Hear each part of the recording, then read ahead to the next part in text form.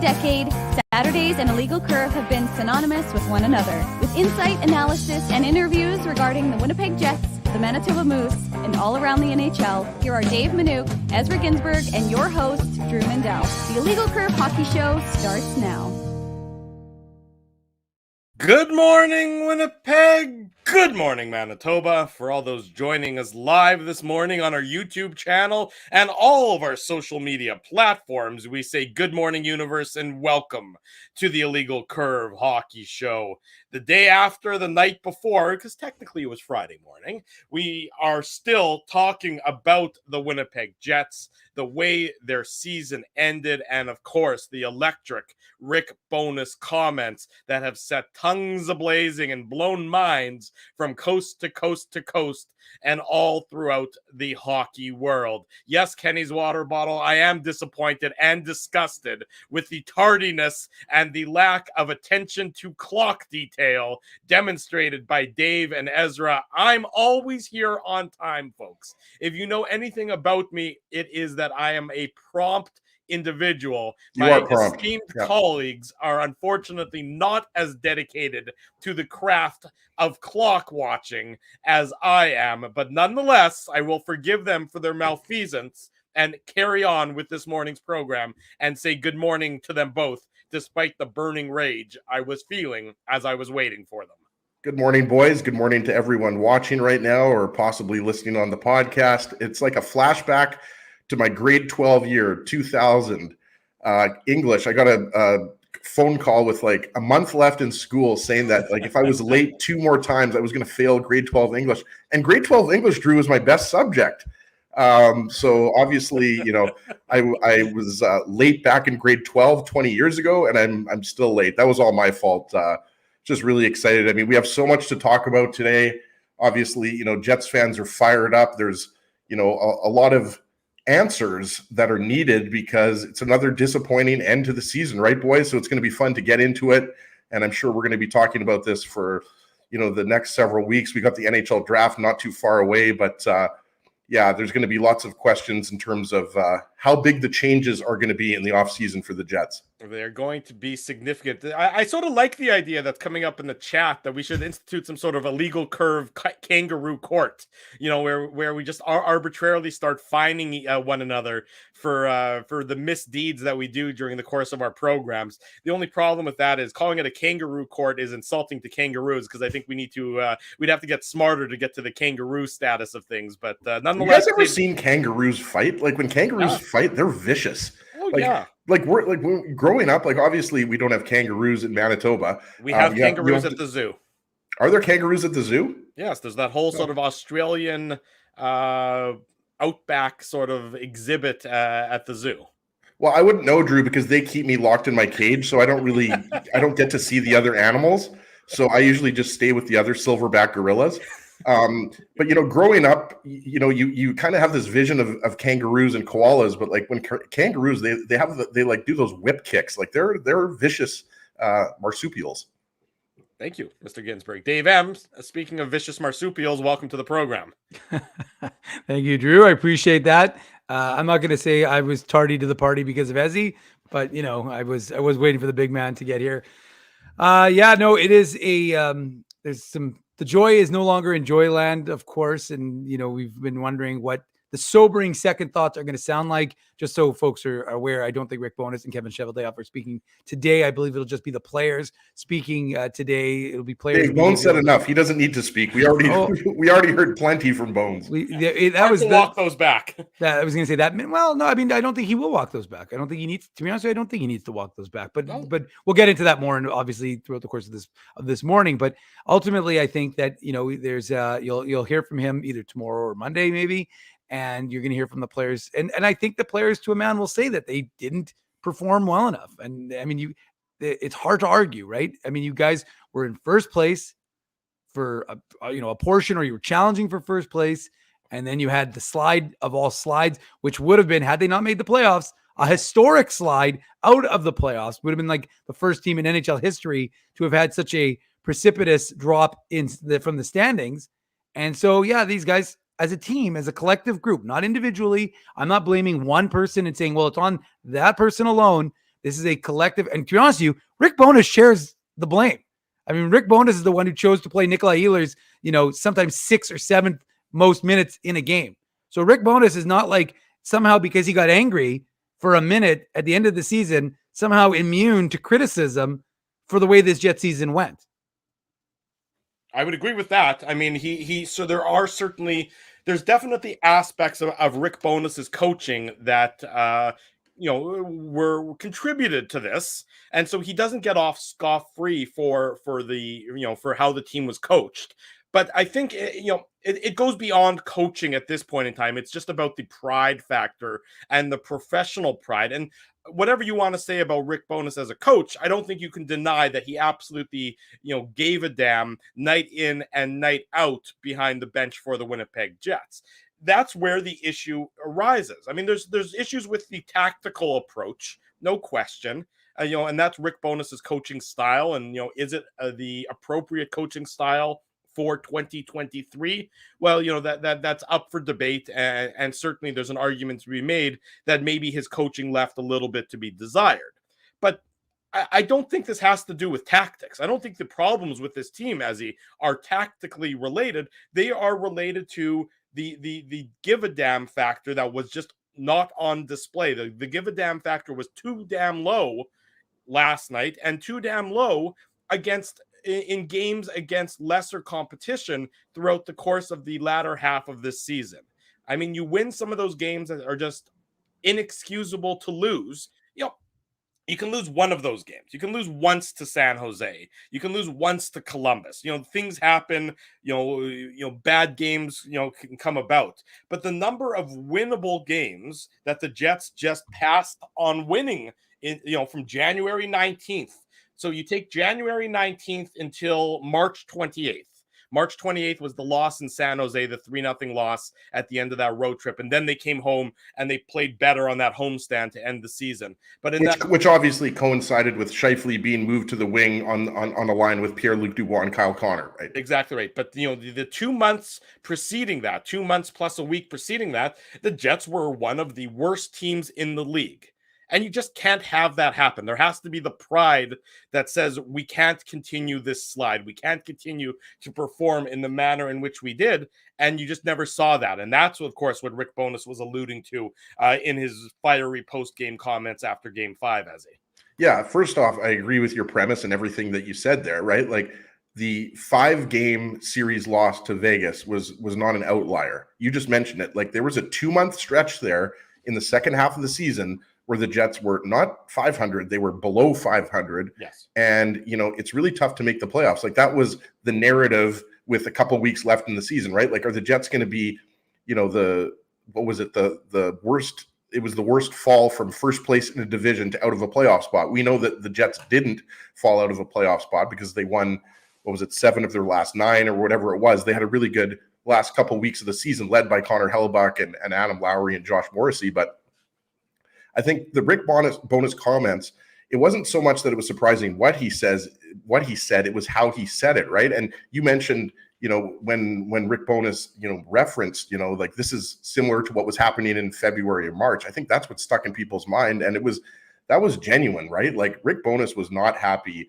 after Game 5. And why would he be? Like, if I'm a Jets fan, I'm not upset with what he said. I think you're just surprised because you would have been used to in previous years, the kind of cliche speak from Paul Maurice where he would say, well, we were really missing Josh Morrissey and Mark Scheifele and, we just lost to a better team. So I think that, right now where the Jets sit, I don't think anybody really knows, the direction of this team. And that's the big issue, right? And we talked about it after Game 5 on the post-game show. And, you pick up the Winnipeg Sun, I've got it right here. Scotty Billick, our good friend, his column, it says new vision required. Right. And that's kind of what we're all waiting to hear, because I think it's not a question of if there's going to be changes, Dave. I think it's how big are those changes going to be? And, are players like Kyle Connor and Nikolai Ehlers potentially going to be moved? And again, I'm not advocating for that, but I think at this point, there's more on the table than there was last year, right? Like last year, the questions really centered around Mark Scheifele and Blake Wheeler and Pierre-Luc Dubois. And those questions and the uncertainty surrounding those players, Dave, that still exists. But I think, people are starting to wonder, like, what's Connor Hellebuyck's future after next year, right? Like I mentioned it on Thursday's show. Like I'm all in favor of, Hellebuyck being part of a rebuild. But you wonder, like, are you going to commit $9-10 million a year to a goaltender when, you might have some lean years ahead of you? So it's going to be really interesting to see, what the direction is. I don't know if that's going to be articulated to us, because I don't think Chevy, when he speaks, he's going to say, yep, we're going to make big moves. Dubois gone, Scheifele's gone. That would be out of character. Wheeler's gone. That's never going to happen. Well, how about Chevy's gone? I mean, how about Chevy's gone? The architect of this all. Well, I mean, Drew, just to interrupt you. Yeah. But I think it's notable that he is not expected to speak today. So, I mean, perhaps the management, the ownership is evaluating things right now. And I mean, because if you think about it, he could speak today. Generally speaking, I believe, and I'd have to go back and look at my old end of season media availabilities, but I think that, and look, I'm not suggesting it's going to happen. I don't think it actually will. But and the reason I say that is, and I think there's a lot of value in listening to what folks who are connected to the organizations are saying, because John Shannon was on yesterday with Global, and he was kind of sharing his end of season thoughts on the Winnipeg Jets, the post-mortem, as I had on illegalcurve.com about 17 times yesterday, because that was what everybody was doing, whether it was the Jeff Merrick show, whether it was the 32 Thoughts podcast, whether it was Ray and Dregs. And like I said, go to illegalcurve.com. You can hear all of their commentary. But a lot of the things I listened for was what was the general tenor. Look, people can not like insiders and not like whatever, but the reality is, generally speaking, these guys are fairly tied into organizations. John Shannon tied into the organization, has a texting relationship with Kevin Cheveldayoff, Darren Dreger, the same. So generally speaking, these guys have a fairly good indication as to what is going on inside. Not always, and it's not that they always have the inside scoop, but usually you can kind of get a sense. And like I said, from the way John Shannon spoke, he said, well, I would imagine that ownership is going to want to take a step back. So I would not expect anything immediate, but I just think that they'll, take their time and evaluate this the way they need to and say, look, you've had 12 years of Kevin Cheveldayoff at the helm of this ship, and he's been guiding it. And, you can see the drafting has been good, and that there's been other elements, whether some of the contracts he signed or whether some of the trades he's made with all the quote Winnipeg limitations. But ultimately, you have to evaluate the success on the ice, right? It's, what's the expression that you are what your record says you are. And so that's ultimately what this is, right? It's not about, oh, well, you put a competitive team on the ice every year and you just fail to click and get past, X, Y, or Z. Ultimately, you want to win a Stanley Cup. But at the same time, 31 other teams are going to be saying the exact same thing as Kevin Cheveldayoff and the Winnipeg Jets. I think the worst thing, sorry, Drew, I just wanted to quickly say, hope I'll keep this quick. I think the worst case scenario right now for Jets, ownership and management is to think that, if Josh Morrissey and Mark Scheifele and Nikolai Ehlers were healthy, we could have really gone on a run here. Because I don't think anybody that has watched the Jets this year thinks that. Could they have beat the Golden Knights in the first round? Absolutely. Does anybody really think that the Jets were going to go on a long playoff run? Like, I thought they maybe could win a round, and then I thought, okay, you play the Oilers in the second round.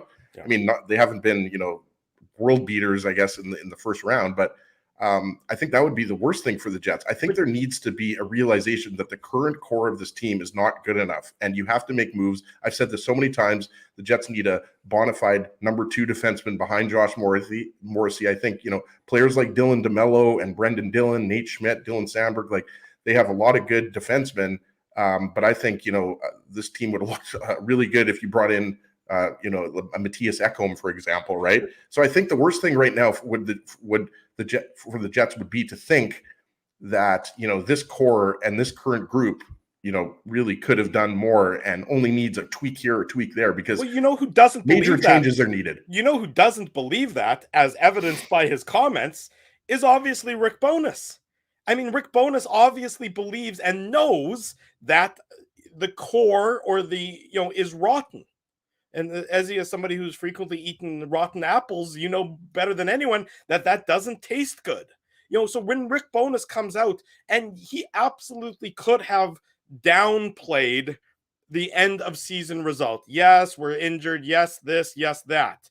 But he was honest, and obviously nobody ever wants to. This is what happens. This is why players and coaches and general managers usually don't speak honestly, because this is the ramifications of when they do. Rick Bowness clearly knows and clearly believes that this team and its key members, as currently constructed, aren't going to go anywhere. And if anybody, and this is now almost 2 years in a row, if not longer, where that truth has been spoken into existence. Last year, it was from the players. It was from Paul Maurice when he quit. You can read the subtext through that of him knowing that it's not good enough. You can read the last year's, Paul Stastny's comments at the end of season media availabilities last season. By the way, Paul Stastny scoring the OT winner last night for the Carolina Hurricanes. There's definitely some poetry going on with that. But Paul Stastny's comments, right now look completely different in the new light. He was saying the same thing. Rick Bowness is saying the same thing. It's incumbent on Mark Chipman and the leadership, and if that includes Kevin Cheveldayoff or not, I still think it does. Not that it should, but I don't see the Jets. I don't see. It would be out of character for Mark Chipman to realize and acknowledge what everyone else is saying and believes.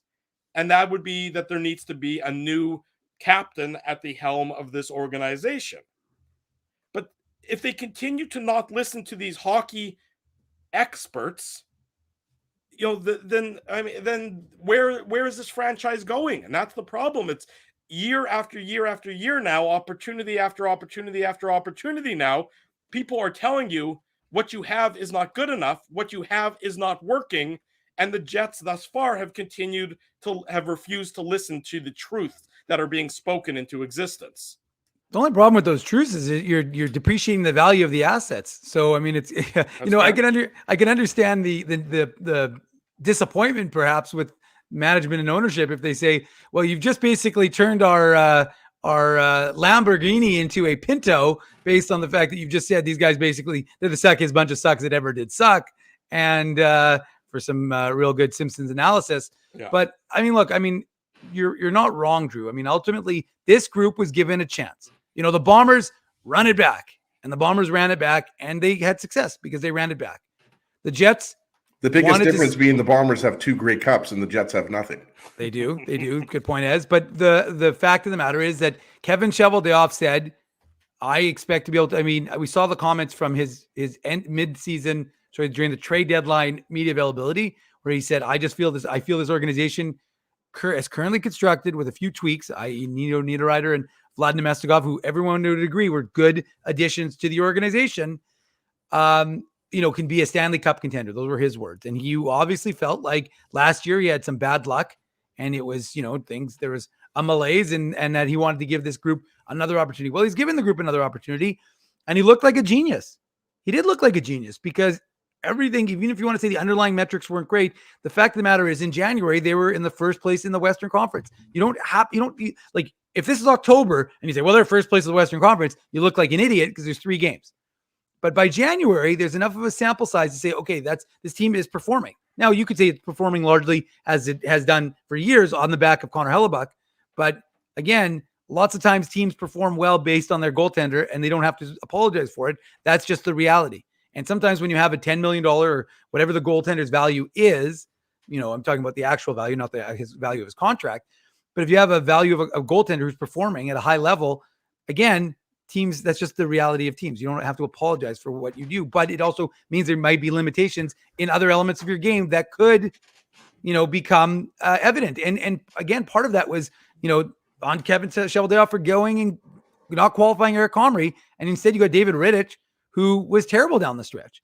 And so what did they do? They ran Connor Hellebuyck 13 straight games. And he can talk about how he wants to play every game. And it's weird, Ez, because you were a huge Marty Biron fan. He'd play, 82 games if he could have, and sometimes he almost did. But the fact of the matter is that you need to be able to get these guys some rest. And the Jets put themselves into a position where they couldn't do that anymore, right? Because they had to run Connor Hellebuyck because they didn't have the faith in Rittich, and they needed to win those games. And so Connor Hellebuyck wasn't sharp. The team wasn't sharp. And yeah, ultimately this team did this to themselves because of the poor performance starting in January, continuing into February until they realized, oh shit, we gotta drag this out again, because otherwise we're gonna be, like I said, we're gonna be the team that everyone talks about that went from here and ended up down here, and then ultimately you have to blow it up. So yeah, I mean, look, and I think, Drew, to the point you're making, and I agree, I think the fact of the matter is that regardless of the outcome, obviously aside from like a potential Stanley Cup, finals appearance, right, that you were going to have to do this regardless of if they got to the second round or even possibly the third round. And it's going to be an interesting balancing act, because you can't diminish the fact that Josh Morrissey is your best defenseman and you lost him. You can't diminish the fact that Mark Scheifele is a 42 goal scorer and you lost him. But at the same time, you were already somewhat, not necessarily after that game one performance, the big thing for me was this team saw Vegas adjust. Vegas adjusted in game two. So if you're the Jets, you expect Vegas to adjust, and then you have to adjust to their adjustments, especially with home ice advantage. The Jets weren't able to necessarily do that. Of course, they had to, perform the way they did in game three, and they had to force their way back into it. But I just don't think that it was the writing was on the wall for this team. And it's going to be fascinating to see ultimately which way they choose to go. But I do wonder, though, a little bit about how you diminish the value, because you're basically saying these horses don't have the drive. Now, maybe you're saying these horses don't have the drive like a Mark Stone to drag someone into the fight and say, you're coming along with me, but they could always be complementary pieces. Well, that just seems to be it. There's nobody. You talk about horses. I mean, these players, the ones who are getting paid the most money on this Jets team, and I'm excluding Blake Wheeler from the vast majority of this conversation, because he just doesn't have the at his point in his career, he can't drag players along anymore like he could when he was younger. But and we also, sorry, Drew, was just going to say, we were talking about it on Thursday night's post-game show after Game 5. Wheeler was arguably like one of the Jets' best three forwards in the series, right? So nobody's pointing the finger at Wheeler for the way he played. He left it all on the ice. Exactly right. I don't think anybody has a problem with Blake Wheeler's performance in this playoff series and with his effort in this playoff series. And you just have to sort of keep in mind that this is what Blake Wheeler is at this stage of his career. He's 36 years old. He's not getting any younger. He's got a lot of tread, that is off of his tires. So he's performing to whatever he can do at this point in time. But what strikes me is that if Kevin Cheveldayoff is not speaking today, and Rick Bowness is not speaking today, and that's Dave said that, and Mike McIntyre is echoing that on Twitter, of course. If Kevin Cheveldayoff's not speaking today, so that presumably means he would be speaking either tomorrow or Monday or sometime next week.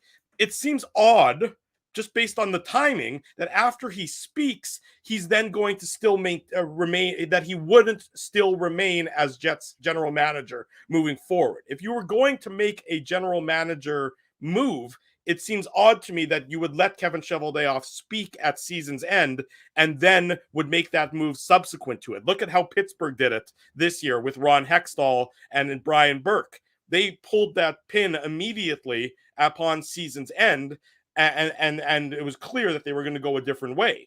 If you're letting the general manager speak at after the season concludes and after exit interviews are all done, which presumably means he's conducting those exit interviews, to me, the writing is on the wall that he's going to stay within the organization. Maybe it gets supplemented. Maybe there's somebody else who comes in and fills the official general manager's chair, but it doesn't seem like Kevin Cheveldayoff's influence on this team and on the roster construction of this team is going anywhere, Ezra.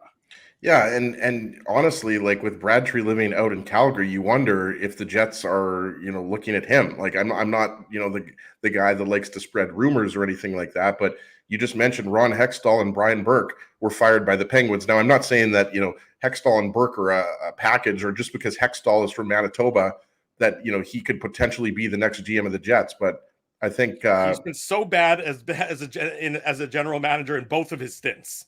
I would agree with that, but Brad Treliving has not. And, you wonder if Treliving, and by the way, Treliving, Dave, I think you would agree, is a guy that, other teams in the NHL would love to bring in, even if that's just as an assistant general manager, right? Mm-hmm. Even though I think he'd probably want to be a general manager now that he's been a general manager for a long time, right? But, back to Chevy, I think, that is really the big question. I mean, that's the first thing that we need to learn. Like, is Kevin Cheveldayoff going to return for a 13th year?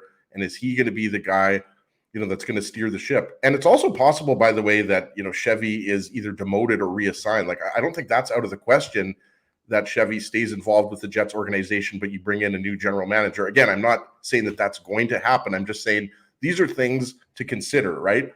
And we talked about this on Thursday's show, and I think, it bears repeating. Like, I think, at least this is my own opinion, I think this season is much more disappointing than last year when the Jets missed the playoffs entirely, for the simple fact that, you saw the potential, the first place, the second place in the Central, going toe-to-toe with the Dallas Stars for the best team in the Central Division. It was like a different team, and we've used the term Jekyll and Hyde many times before, and it's really been like this since 2019, where you see the best of the Jets, like the highs are high and the lows are low, right? Mm-hmm. And I think Rick Bonus's comments, it's not a mistake that he mentioned January, February, really when the season started to fall apart, but it was mentioned earlier by you guys. And, the two losses to Columbus, the two losses to the San Jose Sharks. Remember that horrible game against the Canadians? I forget exactly when that was, if it was January or February. When game against the Islanders on that Sunday afternoon. Exactly. Like there's at least 6 to 8 games this year that the Jets no-showed and were defeated by, well, I guess the Islanders are a pretty good team. But, I mean, when you're talking about the Habs or the Blue Jackets or the Sharks, I mean, these are all bottom feeders and teams that are in the Connor Bedard sweepstakes, right? So that, I think, is something that is at the forefront of this. Yes, I think Dave mentioned it earlier. One team wins the Stanley Cup every year. It's the hardest trophy in sports to win. Look at the Tampa Bay Lightning, right? Like, they might go back to the Stanley Cup final for the 4th year in a row. Obviously, the Leafs are going to try to, not let that happen. But so year after year, guys, really talented teams get knocked out in the first round or the second round. Look at the Florida Panthers, right? Like, they were the President's Trophy winner. They get knocked out in the first round. 2019, same thing. Lightning gets swept by the Blue Jackets. We could go on and on and on year after year after year. It's not just about the lack of talent, because I think there's a lot of talent, especially up front and in goal. Even though the defense might be a little bit of a weakness, and you could definitely make the argument that the Jets needed to bring in a top 4, top pairing defenseman. I don't think it's that. It's how do you go from that dominant shutdown team that looked so good in Game 1 in Vegas to what we saw in Game 5? That you have to answer that question. Why does that keep happening? And it hasn't just happened once. It hasn't happened twice. You go back to 2019, Game 6 against the Blues, right? When the famous, Blake Wheeler comment after Freezer asked him, if that's, what happened, basically, why, if that's your best, whatever. I don't remember six shots after 40 minutes. Exactly. Everybody remembers that no-show in St. Louis, right? And the same thing happened in Vegas in Game 5. So that's what you have to figure out. What is causing, this disparity? Like, you go from the one extreme to the other. You go from a team that looks like they could upset the Golden Knights in the first round to a team that looks like they don't even really deserve to be in the playoffs. That's what you have to figure out. When we come back, Blake Wheeler, Connor Hellebuyck are speaking to the media. We'll relay some of their comments and discuss what they're both saying. Both comments already quite interesting. Stay with us. It's the Saturday morning edition of the Illegal Curve Hockey Show. The Jets are doing exit interviews. We're covering it in its entirety. You're live with the Illegal Curve Hockey Show. Keeping Winnipeg laughing for over 30 years. Rumors, Canada's longest-running comedy club, bringing you the biggest laughs from the best comedians on the planet. Jerry Seinfeld, Chris Rock, Jon Stewart, Dennis Miller, Brad Garrett, the greats, and all the up-and-comers too. When was the last time you laughed out loud? Make it a great night out with friends, or book your office or birthday party. Even a fundraising event at Rumors. Get all the details and dates on upcoming shows at rumorscomedyclub.com. Hi, Ez. A strange question for you. But why are you lying on the ground being crushed by a piano? Well, Drew, I definitely tried to carry this baby grand piano down the stairs by myself, and somehow I failed miserably. Right. Yeah. Sorry, that was a silly question on my part. My apologies. Would you like me to call Rolly's Transfer Moving and Storage to help you move the piano? They are the most experienced piano moving company in Winnipeg, after all. Yes, please call Rolly's and hurry. This piano is very, very heavy. Rolly's Transfer Moving and Storage offers stress-free residential moving services while taking great care of your personal belongings, including your piano. At Rolly's, no job is too big or too small. For more information, visit rollys.com. Hi, it's Drew from Illegal Curve here. Selling your home can be stressful, but it wasn't for me. Thanks to my friends at Zappia Group Realty, they made the process so easy. My home sold within 48 hours and with multiple offers. Zappia Group Realty took care of everything with their exquisite customer service and attention to detail. If you want to sell your home for more in less time, get started by talking to Frank and Mauro Zappia of Zappia Group Realty. Online at zappiagroup.com. Hey, Drew. Ezzy, whoa, what a smile! Yeah, I got my crowns done at Linden Market Dental Center, and they whitened my teeth. I see. They're so bright that every time I smile, they go... We have hockey tonight. Do you have a mouth guard to protect those pearly whites? I sure do. Whoa, they even ting through the mouth guard. Linden Market Dental Center covers all your dental needs from restorative to cosmetic dentistry and will fit you with a sports guard for that active lifestyle. 877 Waverly. See lindenmarketdental.com. Boston Pizza harnessed Fanalytics to help optimize no-look dipping. Ooh, making adjustments so you can stay focused on the game. The playoffs at Boston Pizza, powered by Fanalytics. Hour number one of the Illegal Curve Hockey Show rolls on. Drew Mindell, Dave Minuk, Ezra Ginsburg with you on this Saturday morning. Nice to see so many new faces, so many familiar faces in the chat. If you haven't already done so, smash the like button, subscribe to the YouTube channel, subscribe to the podcast, and be sure to leave us feedback. We do this every Saturday morning, and we'll pop up throughout the offseason as necessary when there is relevant news for us to discuss. And as well, of course, a first round coverage of the NHL draft live here on our YouTube channel coming up closer to the draft at the end of June. So be sure to keep it locked to everything Illegal Curve related. Let's start with Blake Wheeler's comments. He's speaking to the media in downtown Winnipeg on exit interview day. Blake Wheeler, quote, "I thought Rick Bowness had an opportunity to address us as a team. He could have been honest with us, handled it behind closed doors. I didn't like how he handled himself after the game." That is Blake Wheeler talking about Rick Bowness and his fiery comments after Game 5. You know what? I appreciate the Wheeler honesty, but boy, doesn't that just demonstrate the loggerheads that are currently at play within the Winnipeg Jets dressing room. Drew, just important to say, though, that he did our friend Carter Brooks said he backpedaled a bit on that just after that. Said, I think he got caught up in the moment. Regardless of what the message was, I think that could have been done a bit more appropriately to us, not you, as he references Bones' decision to unload on the media as opposed to the team. So should clarify that he did try and backtrack a little bit. Of course, all of these availabilities will be on a little site called illegalcurve.com for all your latest Jets, Moose, and Ice news. But yeah, I mean, hang on. One more thing from Wheeler. This is courtesy of Mike McIntyre. Another quote: "We can all be upset and pissed off, but let's do it face to face. You guys, being the media, don't have to be involved." So, I mean, there's just... Yes, we do. Yes, we do, Blake, because that's what makes very good media. And I don't know if you guys also saw this comment from Blake Wheeler. Drew is easily my favorite member of Illegal Curve. Those other two bozos couldn't even hold his jockstrap. That was unexpected from him. I appreciate that. I appreciate that compliment from him, but that was certainly unexpected. Well, no, and obviously that wasn't a real. If anybody thinks that's real, obviously they haven't been watching the show for the last 14 years. Need to clarify Drew, that wasn't real. This is 2 days after Rick Bowness's comments. That's what to me is the most surprising, that hearing that from Wheeler, because you would think, okay, I know what the media is going to ask me about. They're going to ask me about the disappointing season. Mm-hmm. They're going to ask me about Game 5. They're going to ask me about Rick Bowness's comments. And he's had 2 days to prepare for this, right? Like, he was the captain for how many years? He knows he was going to speak. He knows the questions he's going to get. So that tells me, guys, that, this hasn't dissipated one bit. Like, these guys are there's a, like we've talked about. Can you imagine what that plane ride was like? Oh, I can only imagine. I mean, it's like, when Naomi's upset about me and we're driving home from Lac du Bonnet. It's a long van trip, guys.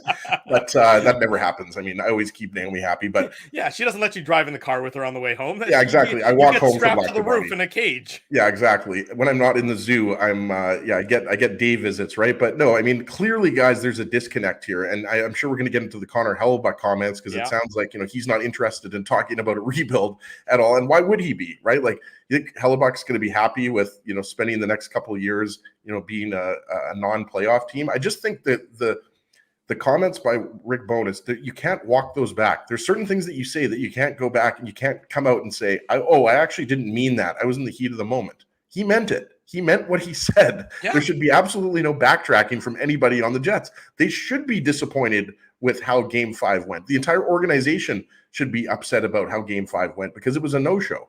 Let me ask you guys this, and we'll get to Connor Hellebuyck's comments coming up here in a minute because his are equally interesting. Mm-hmm. Given Rick Bowness's comments after Game 5, given Blake Wheeler's response this morning, given, I'm sure, what we're going to be hearing, some additional comments, can Rick Bowness return as the head coach of the Winnipeg Jets next season? Well, I mean, look, anything can be hashed out. Any relationship, fences can be mended, right? So you just go to Home Depot, ask Pierre-Luc Dubois to get some wood, and you mend some fences. It's really isn't a difficulty at all. His first shift is actually this afternoon. Oh, okay, got it. So I don't think there's. That was snarky, Dave. I gotta admit, you're normally not that snarky. That was pretty snarky. I was just trying to be clever and more snarky. Snark. Yeah, I've got a little snark, but look, I mean, I do think that this kind of nitpicking or sniping at each other is obviously it's great for us, as I jokingly said 2 minutes ago, because it makes for great sound bites. It makes for conversation pieces on something called the Illegal Curve Hockey Show. So we definitely are not upset about it. But yeah, I mean, do I ultimately think that after a summer of, what do they say? Cooler heads will prevail eventually. Like 2 days is not that long. 2 days is not that long, especially, to be honest with you, when the entire hockey world, which is all these guys care about, and let me tell you something, all the BS that I don't read anything, I don't pay attention to everything. All they do is pay attention. All they're doing is paying attention to whatever's out there on social media. Not everyone, but a lot of them. And so the reality is, they have friends who text them. So don't for a second think that they don't know what's being said. And the point I'm making is that, I mean, look, guys, I had 7 posts yesterday on a little site called legalcurve.com that was all about the comment and the reaction to the comments and the Jets. So that's all anybody in the hockey world that is not focused on the playoffs, that is not focused on the teams, if they're covering those teams, this is a big story in the hockey world. So right now, this is the story. This is one of the big stories in the hockey world. And I think that it makes it a flashpoint. It makes it hot. And yeah, of course, I think after you have some time to cool off and you allow it to settle, do I think these guys could all have a kumbaya moment and sign a little document in Banff once again next year and make it all work? Sure. I think you could probably get past it. I mean, again, I don't think it's going to be the same group. So I don't think that he's going to have to worry about all of these guys. He's going to have to worry about trying to mend fences with. But yeah, ultimately, I think that Rick Bowness, from everything, again, I've had not a ton of interactions with him other than sitting in his media availabilities occasionally. But from everything everybody says, he is well-liked. He's well-respected by his players.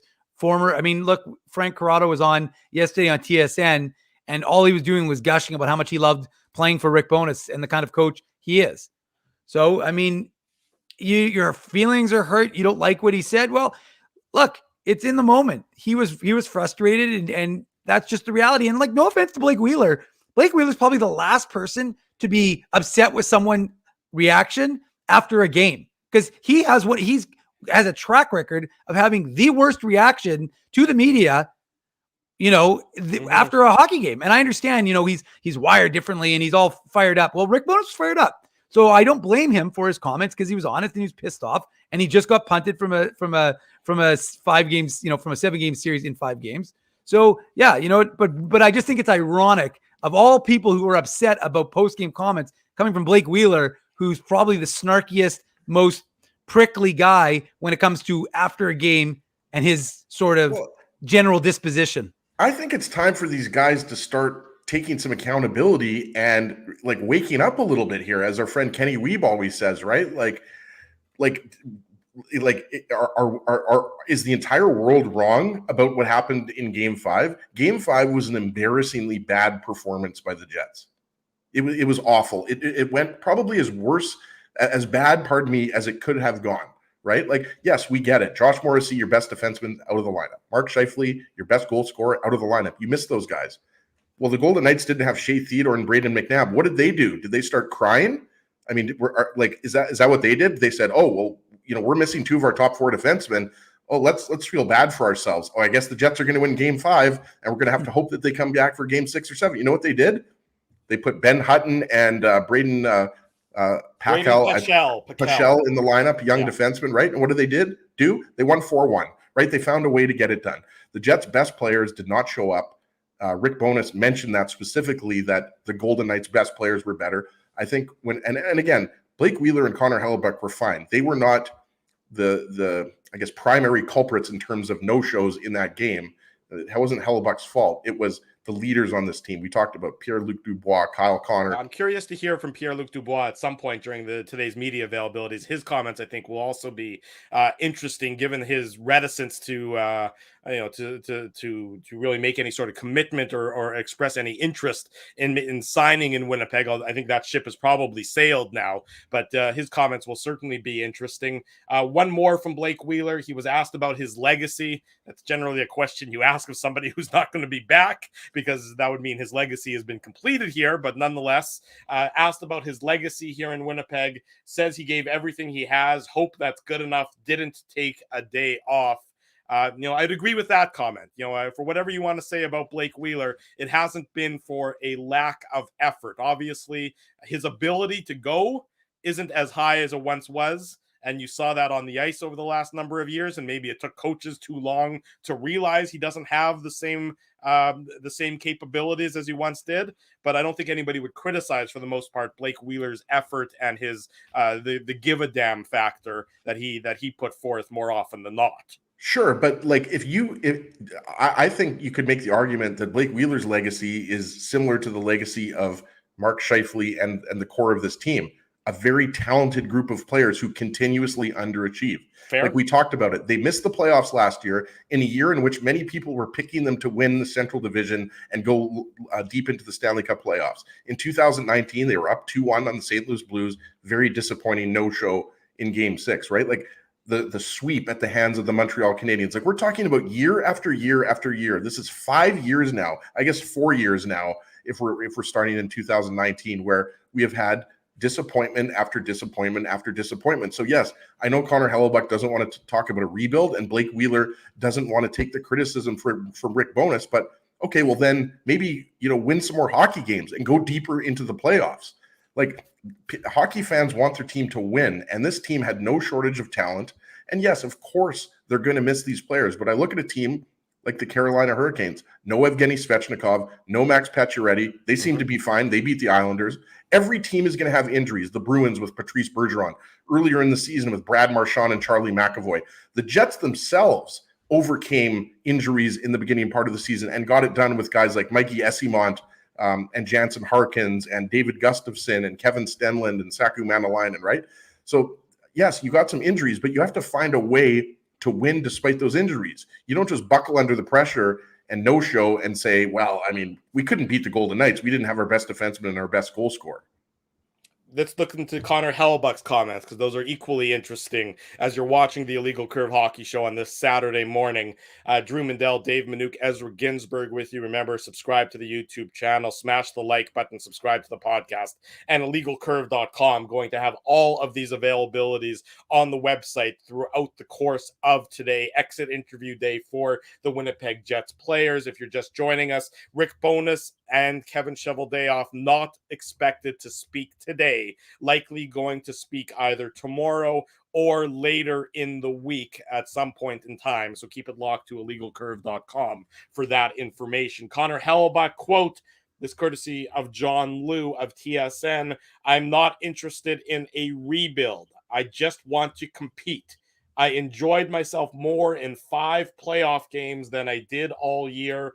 It's like a high you gotta chase. You can't replicate that anywhere else except for the playoffs." So Hellebuyck also saying there's been no discussions with the team about a long-term extension, and he, quote, definitely wants to know the long-term plan before any decisions are made. So does everybody else. To me, that's interesting that he mentioned that, right? Like, he could have easily just said, I want to be here long term, but he chose to say, I want to know where this team is going before I sign. And he's entitled to that, but that just shows you that right now there's some uncertainty about Connor Hellebuyck's long-term future in Winnipeg, Dave.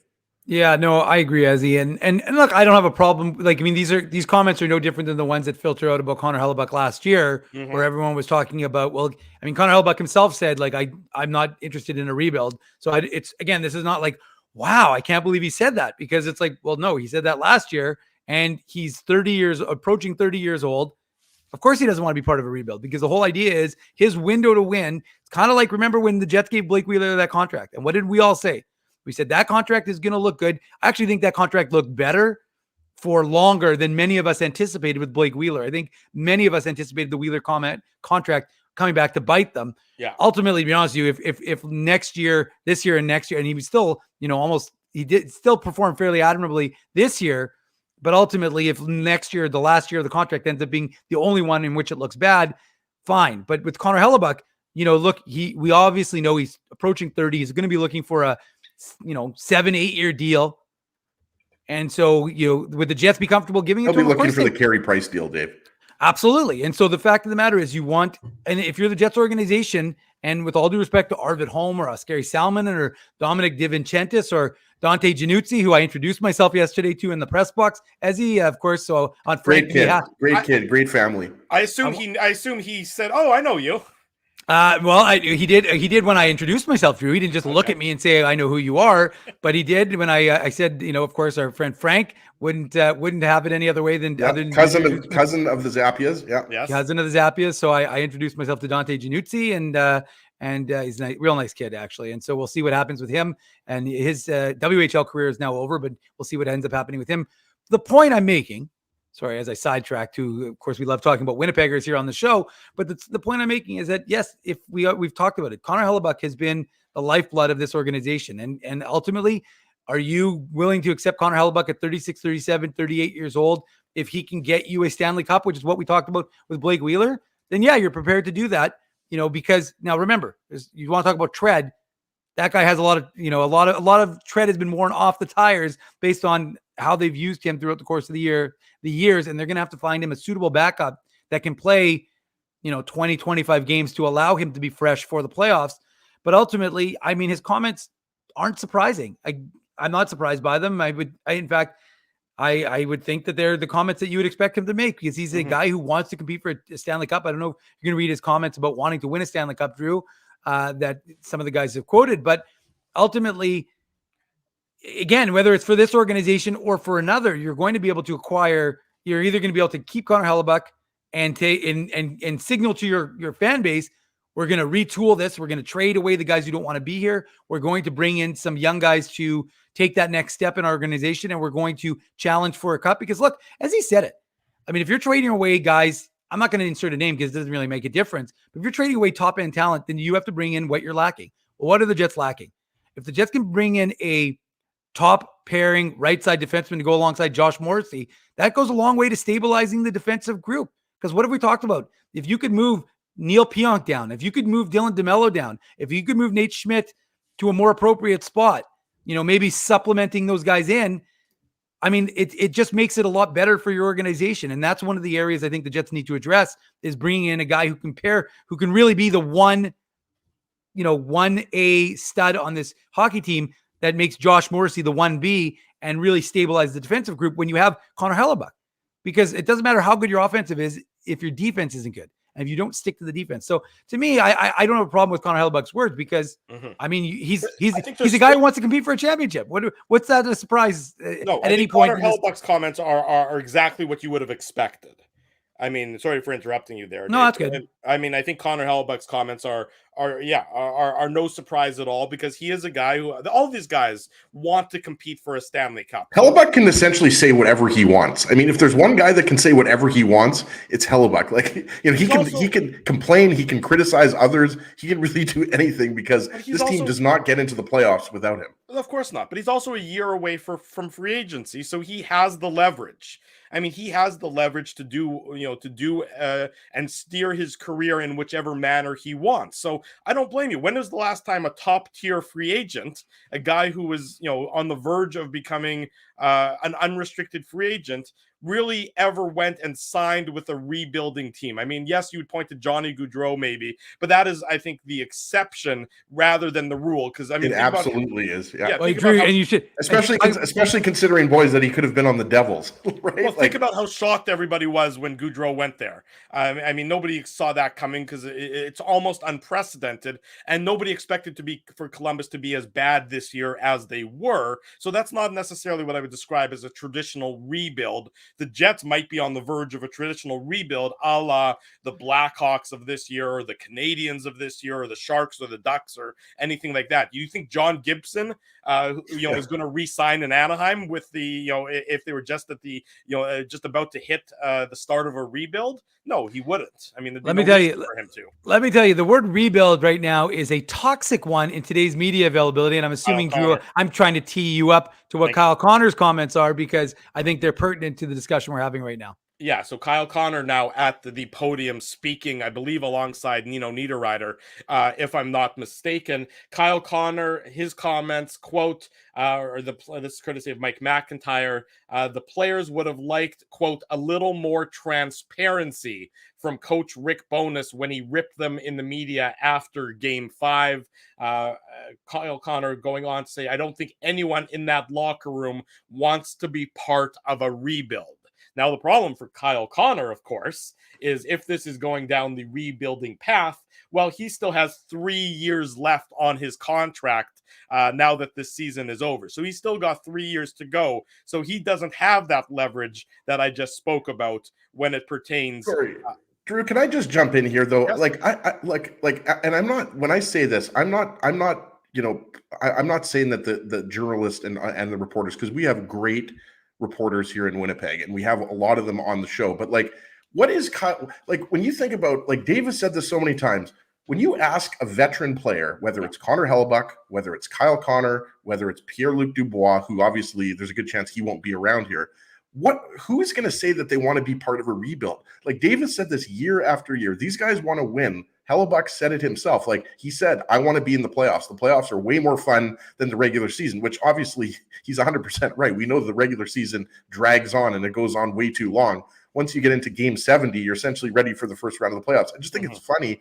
Nobody should be surprised that any of these players, because at the end of the day, the players don't make the decision if this team is going to rebuild. It's ownership and management. I just think it's funny year after year how, questions are asked about a potential rebuild, and anybody expects, anything different than these guys saying that they don't want to go through a rebuild, because nobody wants to be, on a bottom 10 team in the league. Nobody. Well, to your point, as Kyle Connor said, continuing on that same theme, Kyle Connor said no player in their mid-20s wants to go through a rebuild. So You're exactly right. I mean, none of the comments are surprising. All the players are saying what you would expect, which is no rebuild.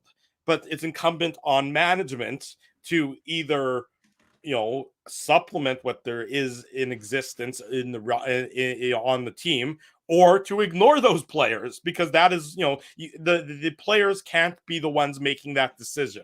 To quote a general manager, this isn't fantasy hockey.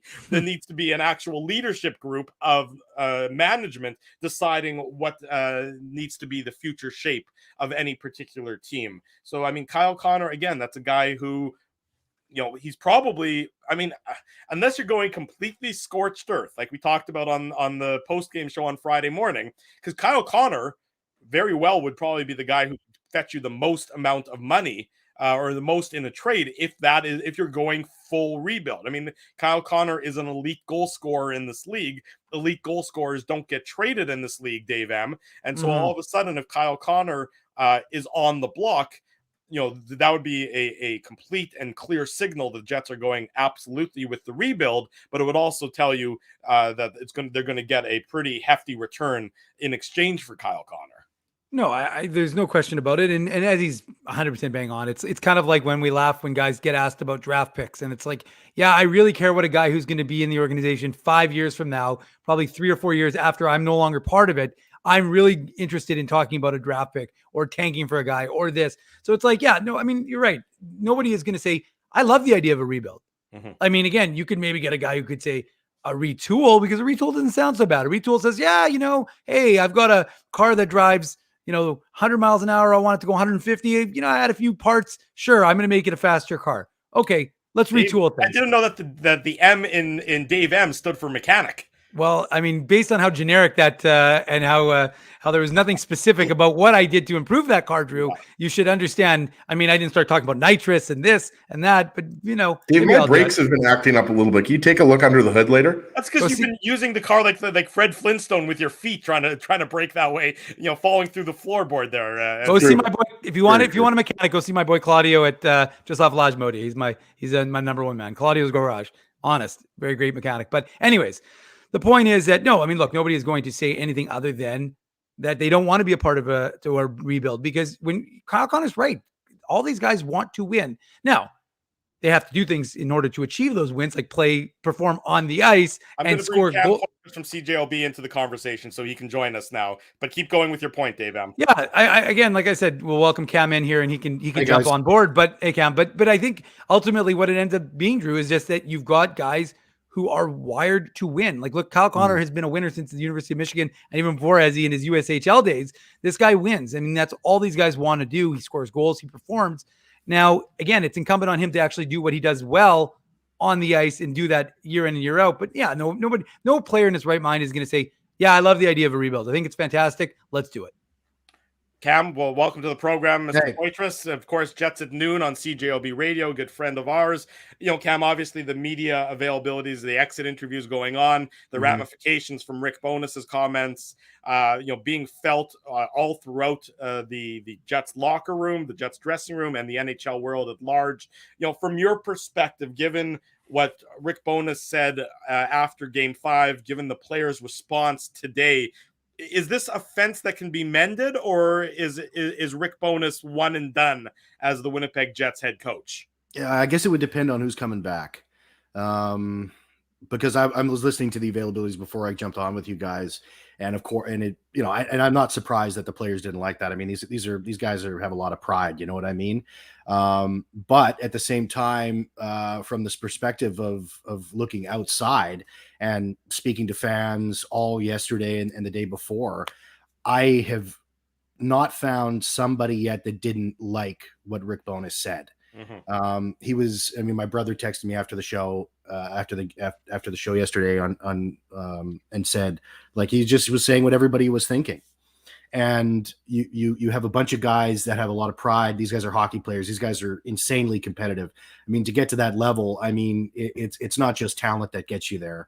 I mean, it's work ethic and all that stuff. And to have that called out, and Blake Wheeler kind of alluded to that he had an opportunity to address the team, and perhaps I'm sure maybe if you asked Rick Bowness, he would do it a little differently. But that was something that you don't do that if that's not boiling over for months and months, and that's what that was. Cam, sorry for interrupting, but generally speaking, so the game ends, the media interviews don't start immediately thereafter. It's not like instantaneously, because usually teams and organizations want to give their head coach and the players the opportunity to sort of leave the moment, the disappointment of the game, take a deep breath, compose themselves. And yet Rick Bowness still, after having that moment, went and did what he did with his comments, which I agree. Nobody that I know, I haven't heard from anyone who says, that they weren't warranted or anything like that. Yeah. But, it's sort of, I think that to me even highlights more about how frustrated he must have been with this team, because he took that moment, took that breath, and still said what he said. Yeah. I mean, he went out there and he was ready to go to just, I mean, he signs a 2-year deal, right? I mean, he held off his retirement to come here. It was an opportunity. He said earlier before the season started, he had some chances to join some teams as, as a associate coach or a guy that runs the power play on some teams that had no chance even at a sniff at the playoffs. So the reason why he came to Winnipeg was because he had a chance to win here. He saw a roster that underperformed, that didn't live up to its standards and what the expectation was with the players. Like, that's why I'm not in on a rebuild right now. I think there needs to be a retool. Clearly there's some change that needs to happen. There's some guys in this core that have played their last game as a Winnipeg Jet. And that's good for the team. That's good for the fan base. It's good for the organization. And it's good for them too. those players that are going to be moved out, it's the best case scenario for them to move on and get a fresh opportunity. So this is a win-win-win for everybody, because clearly what's going on is not working. And I mean, leading up to, I mean, it all started in Carolina when, Kyle Connor, Mark Scheifele, and I think the last time I was on with you guys, we talked about this. And Nito Niederreiter was kind of just involved in that. Those guys get benched and miss the big portion of that game, and then eventually come back for the third period. But that was Rick Bowness has been around a long time. That incident when he sat those guys, that was brewing for, I would say, weeks, if not months at that point. Then we get to the point of San Jose, where he does his first similar, not as obviously as scathing as what happened in Vegas after Game 5, but we have that situation in San Jose after that game when they lose 3-0 against the last place team in the league. You have him call out his top players, in a very similar fashion. Not a scathing, but you have that situation go as well. That again was brewing for months and months. And now we have this situation where the team seemingly gets themselves right and heads into the postseason. But I think everybody, I picked them to win in 6 games, and I wasn't alone. I wasn't on an island when I made that call. There was a lot of people higher up with bigger hockey minds than me were saying something similar based on how they were going into the playoffs. They were right. That's what we all hear. Then you need momentum heading into the postseason. That's what those guys had. And we saw that in Game 1, and we saw that for the first half of Game 2, and then everything fell apart. And it was exactly as Rick Bowness said. As soon as there was pushback, as soon as that happened, they had no response to it, and accumulated in a Game 5 where they weren't in that game for a split second. They got their butts handed to them. They were no-shows in that game. And so, you have all that lead up to a pivotal moment. We throw around the word must win. That was a must win game. The season was on. This core, what this core was going to be defined as when we look back at it for the next 20, 30, 40 years was on the line. Are you guys going to fight for each other? Is this it? I understand Mark Scheifele's on the lineup. I understand Josh Morrissey's not there, right? I understand there's bumps and bruises on everybody. But this is you guys together fighting to move on in this playoffs and bring the series back to Winnipeg to play in front of the fans in a whiteout atmosphere, which they couldn't get it done. They almost did in Game 3 there. But this is what everybody Kyle Connor, everybody talking about playing in a whiteout and how special that is, right? And how these guys talk about how close they are in the locker room. Everybody gets along and stuff. An opportunity to keep that going. And to say that they fell flat is an understatement. They weren't even in that game. They were complete no-shows. And so you see Rick Bowness, his frustration in front of everybody. And everything's on the table now, guys. There's no secrets anymore. And that's a good thing, right? And so some players are going to move on. The team's going to move on from some players. I'm not full into a rebuild. I still think this team has a lot of good pieces, but there needs to be change. And I'm not saying it needs to be seismic, but the core cannot. There has to be changes, and some of those key guys and those guys that I think everybody knows that Rick Bowness was sort of zeroing in on. They need to move on for the good of the team and for themselves as well. Cam, what I think, and you make a lot of good points, and one of the things that resonated with me the most there was when you said that you're more in favor of a retool versus a rebuild, because right before you came on, Dave mentioned it. As soon as you start mentioning rebuild, whether it's with players or coaches or management or fans, everybody freaks out and they think, oh my God, we're going to be the next Buffalo Sabres and we're going to miss the playoffs for the next decade, right? Yeah. But, I think it would be naive to think, based on Kevin Cheveldayoff's track record, based on the Jets organization's track record, to think that Wheeler's going to be traded, Scheifele's going to be traded, Dubois, and, Connor, and everybody. I just think is unrealistic. So I agree with you when you say that there are going to be changes, but there might not be the massive changes. But I think the question I was going to ask you is about the no-show in Game 5, because this is not an outlier. It's not an aberration, right? You go back to 2019, Game 6 against the Blues. You go back to that second round series versus the Canadiens when the Jets, they had trouble generating, a couple of good scoring chances on Carey Price, right? I think that is something that the organization has to look really hard at, is how do you go from a team that looks like, number one seed killers in game one. Like the Jets, that was a textbook game one playoff. Maybe their best game all year. Maybe their best game all year, right, Cam? Yeah, And then you go from that, and then you go from that to even game three, where the Jets obviously were down 3 goals and had the miraculous comeback with Lowry scoring with about 20 seconds left. Like, how do you go from the Jets they go from one extreme to the other. Like I said, the highs are high, the lows are low, right? Like that's kind of what has been the story of this team since 2019. I don't even know how to answer that. Like it's is this rock bottom is a question I have to ask you guys. Is this rock bottom for this team? Like, is this the point where it's like I said earlier, like is this, it's all out there now. There's no more secrets. It's all on the table. And I mean, is this rock bottom for this organization right now, just based on the levels of disappointment? And as you bring up a really good point, talking about like how big this change is and looking at the track record of Kevin Cheveldayoff, it's, and as we wait for him to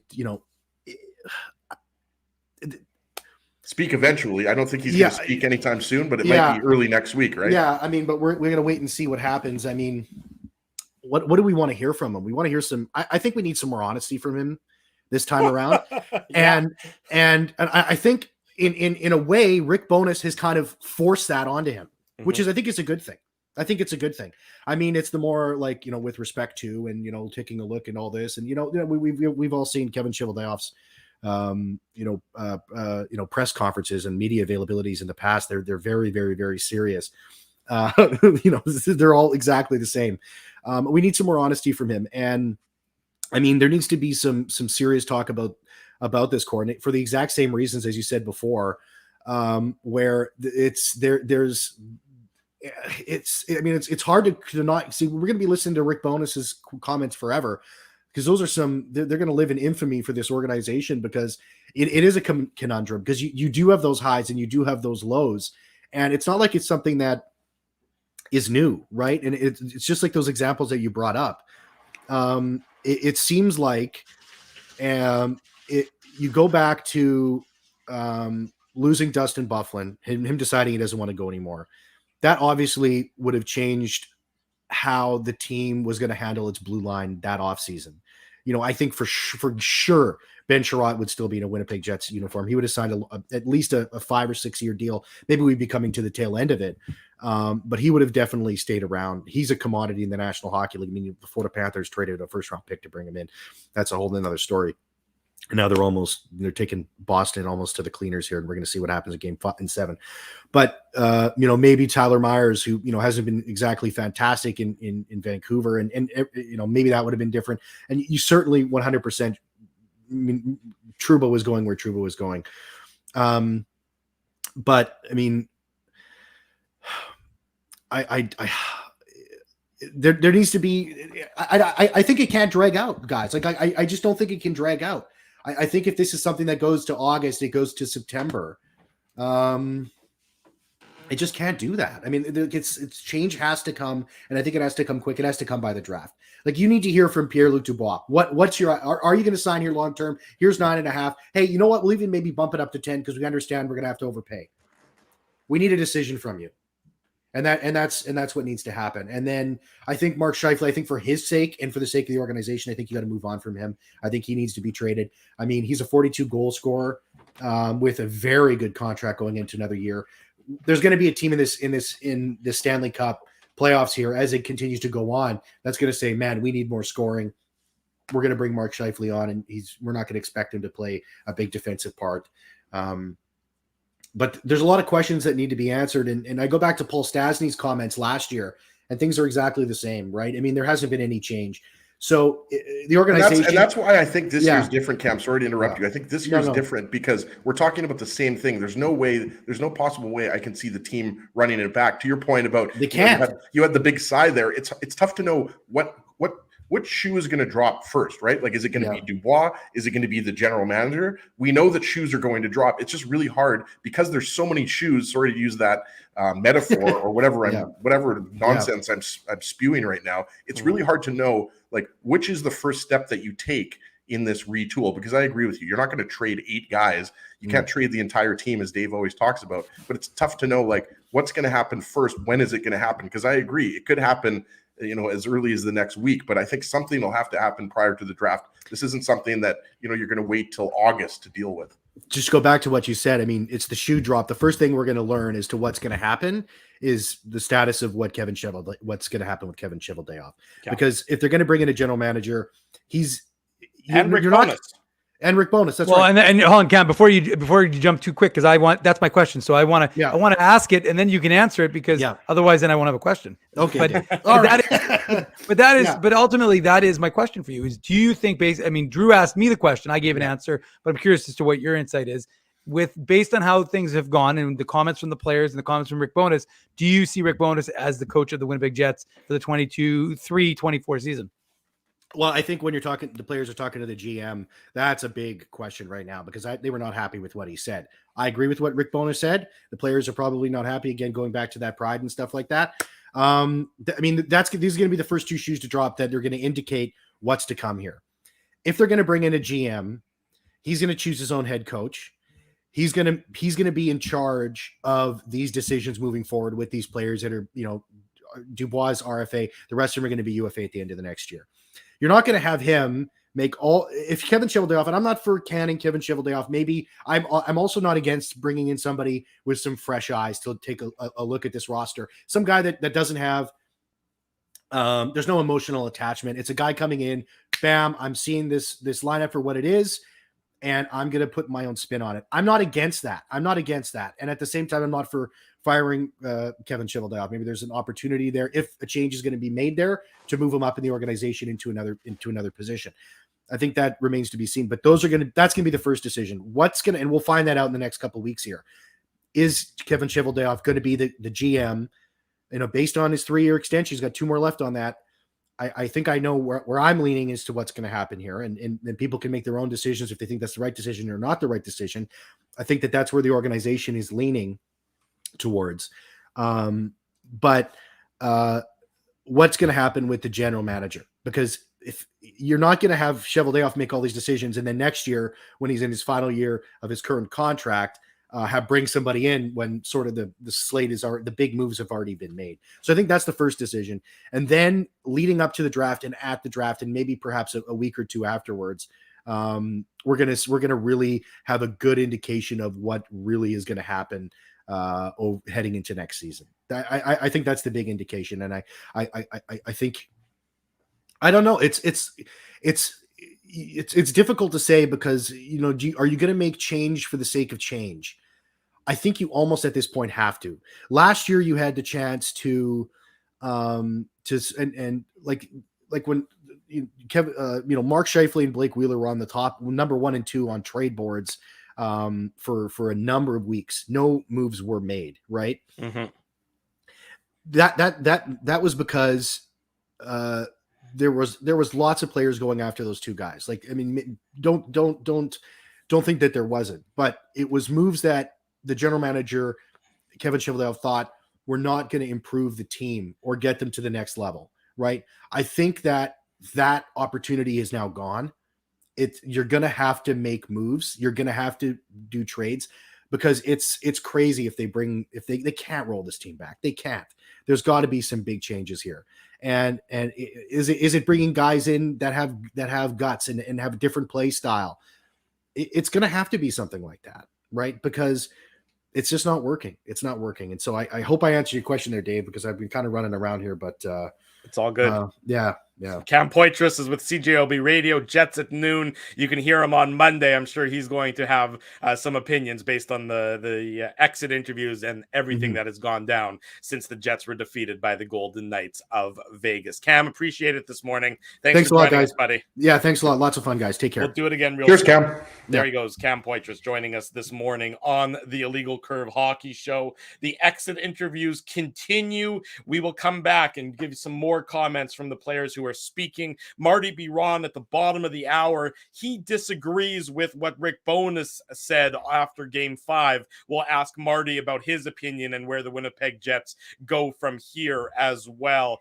It's a heated fiery Saturday morning edition of the Illegal Curve Hockey Show. We're covering the Jets in their entirety. Don't go anywhere. We're live on YouTube and all of our social media platforms. Keeping Winnipeg laughing for over 30 years.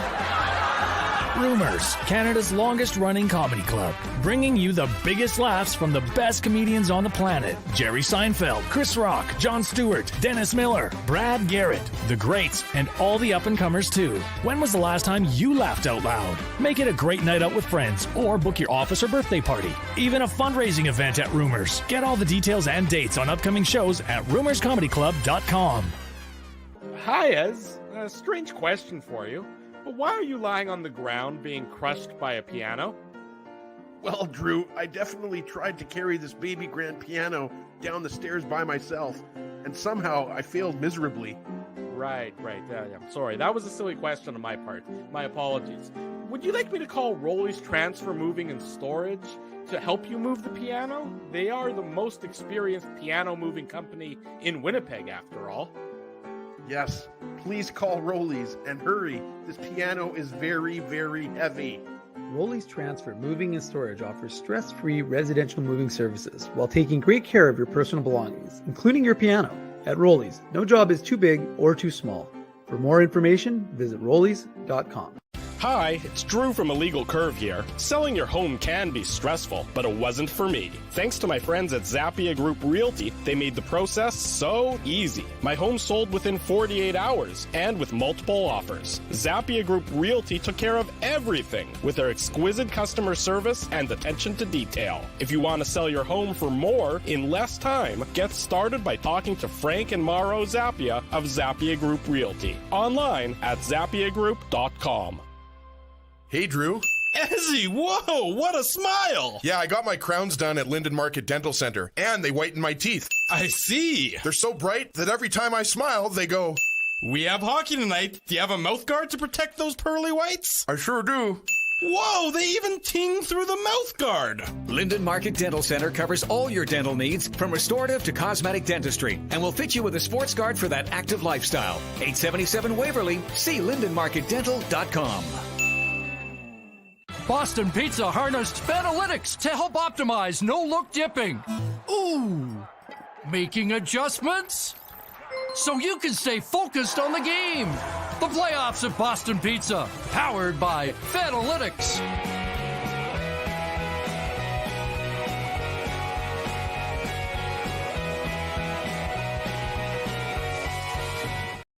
Hour number 2 of the Illegal Curve Hockey Show rolls on this Saturday morning. Dave Minuk, Ezra Ginsburg. I'm your host, Drew Mindell, discussing the end of the Winnipeg Jets season, the exit interviews that are currently underway in downtown Winnipeg, and where the team goes from here. Neil Pionk speaking. Nothing that I would describe as making any headlines, says the injuries he was playing through this season were, quote, pretty minor stuff. Nothing that will make headlines. So the idea that Pionk was dealing with something, well, he's pouring cold water on that. His play improved as the season sort of got to its later stages, but still not a lot to necessarily love about Neil Pionk's game. That was after the cortisone injections. Just kidding. So Nikolai Ehlers also, he declines to disclose the nature of his upper body injury that kept him out of games 1 through 4 because he might go play for Denmark in the World Hockey Championship. So Ehlers, a guy who obviously had starts and stops throughout this season, and everyone had him pegged as having as being a breakout candidate. Obviously did not have the year that he wanted. But he might go play for Denmark in the World Hockey Championships to get a few more games in. But really, since Blake Wheeler and Connor Hellebuyck, and to probably a lesser extent, Kyle Connor, not a lot of what I would describe as headline-grabbing media availabilities going on in downtown Winnipeg. The players that I'm most interested still to hear from, of course, Mark Scheifele and Pierre-Luc Dubois.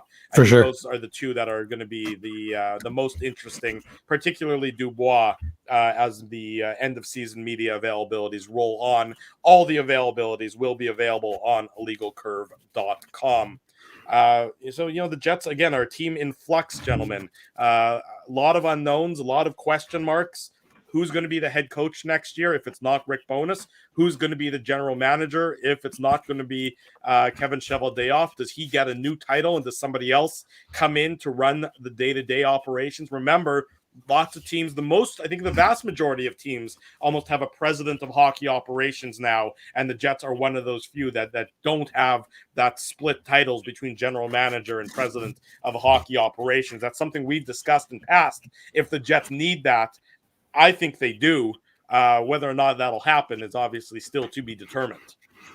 Absolutely. And, Cam was kind of struggling to, in his answer to know where, that first change is going to be. But I think, just getting back to Pierre-Luc Dubois and Mark Scheifele, two players who obviously are under the spotlight because, that could have been their last game with the Winnipeg Jets, possibly. Obviously, Scheifele didn't play, but meaning that, the game that he played could be his last game. So I don't know if, we're going to get the type of comments that we got last year, boys, where it seemed like Scheifele maybe wasn't going to be back next year. So I would imagine they're going to be, fairly tame in, what they say. We'll have to wait and see, right? Because obviously Kyle Connor and Connor Hellebuyck were spitting fire, and Dave M was loving that as he pumps out content for a little site called illegalcurve.com, right? But I think, it goes back to kind of our conversation with Cam Poitras of CJOB, obviously. Great conversation that we just had with Cam. You guys should listen to him and Jim on CJOB Jets at Noon.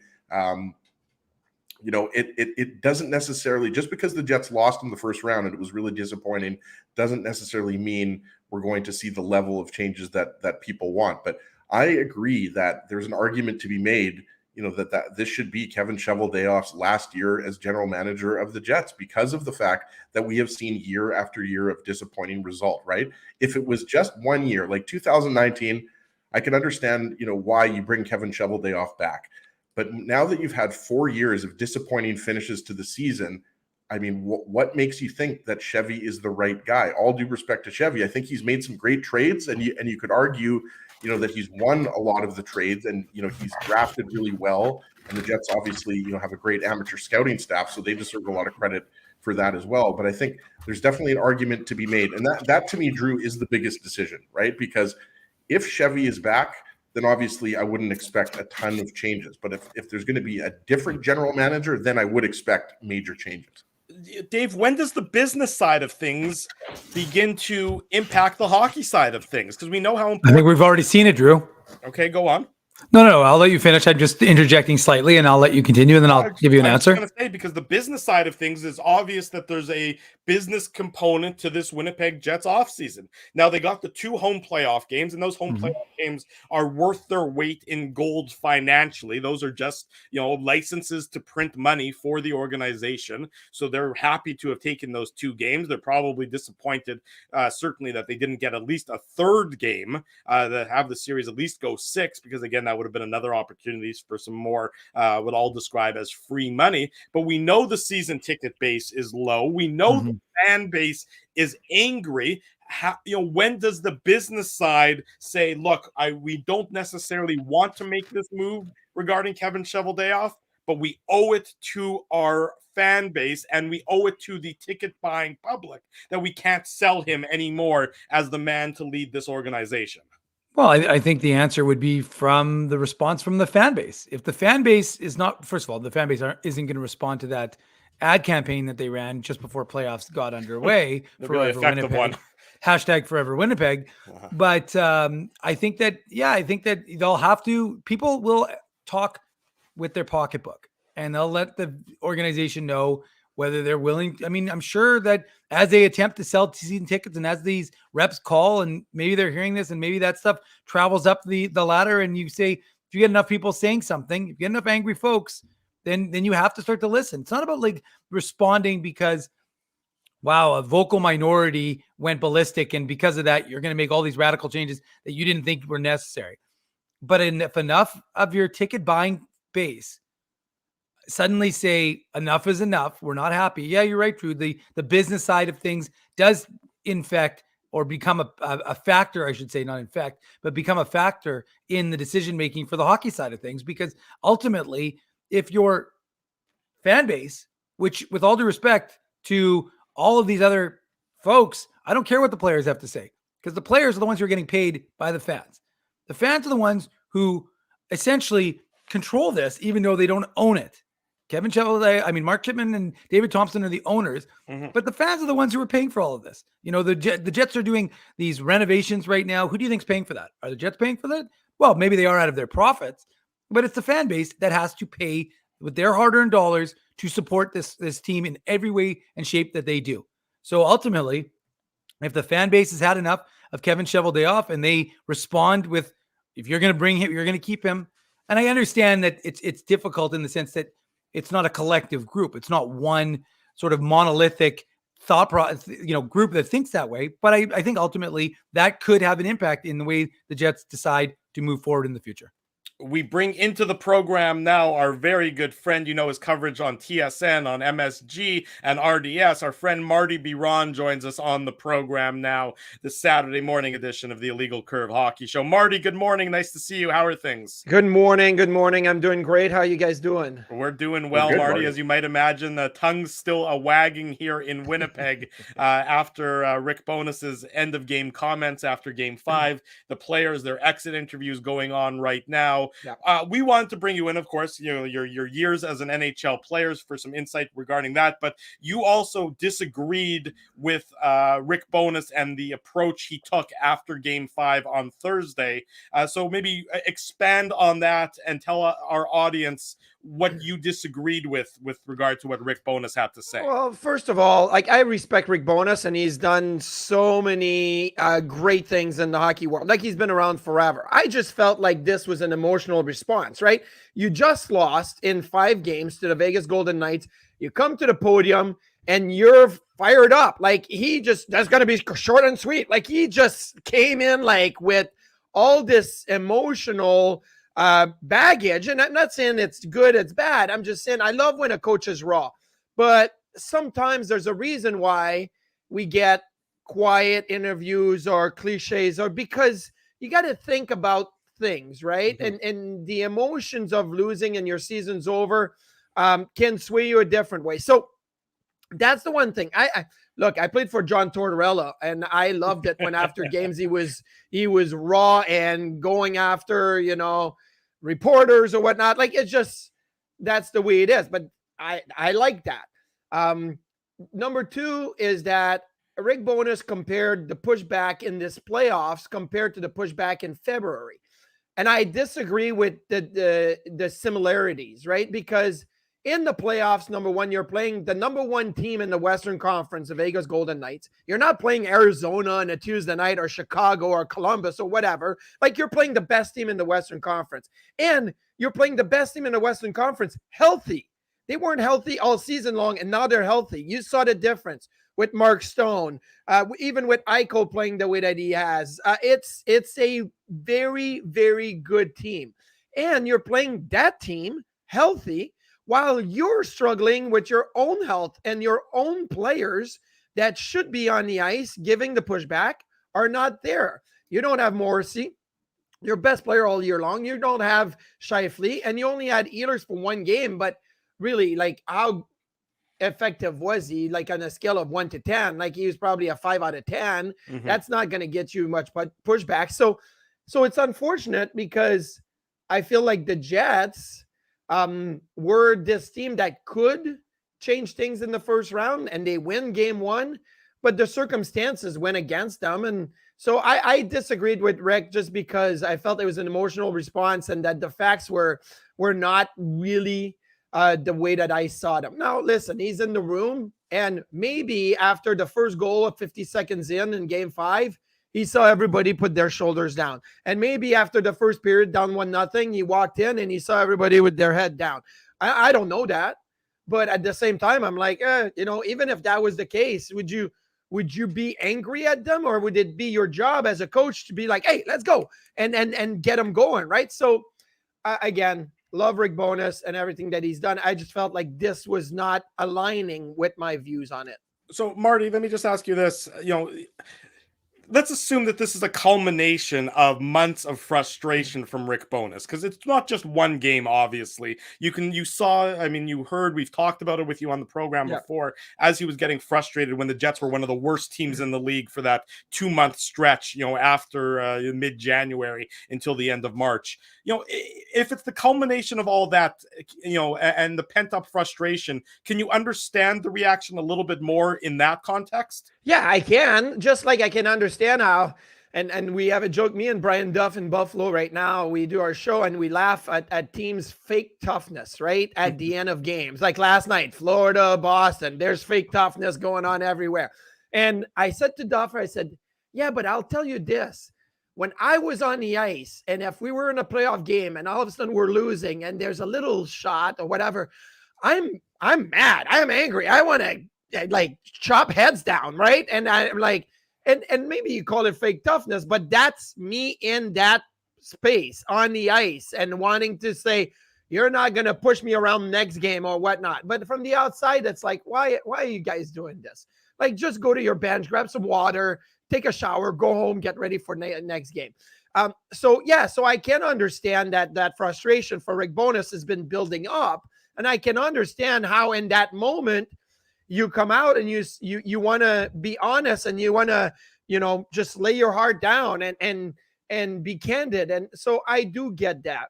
But again, I always say that you have, people that are trained to train you in that. And when I was with the New York Rangers, we used to have media training all the time. What media tried to do and what sometimes players or athletes try to do, and how to stay on the same road and how to stay consistent and how to have your message.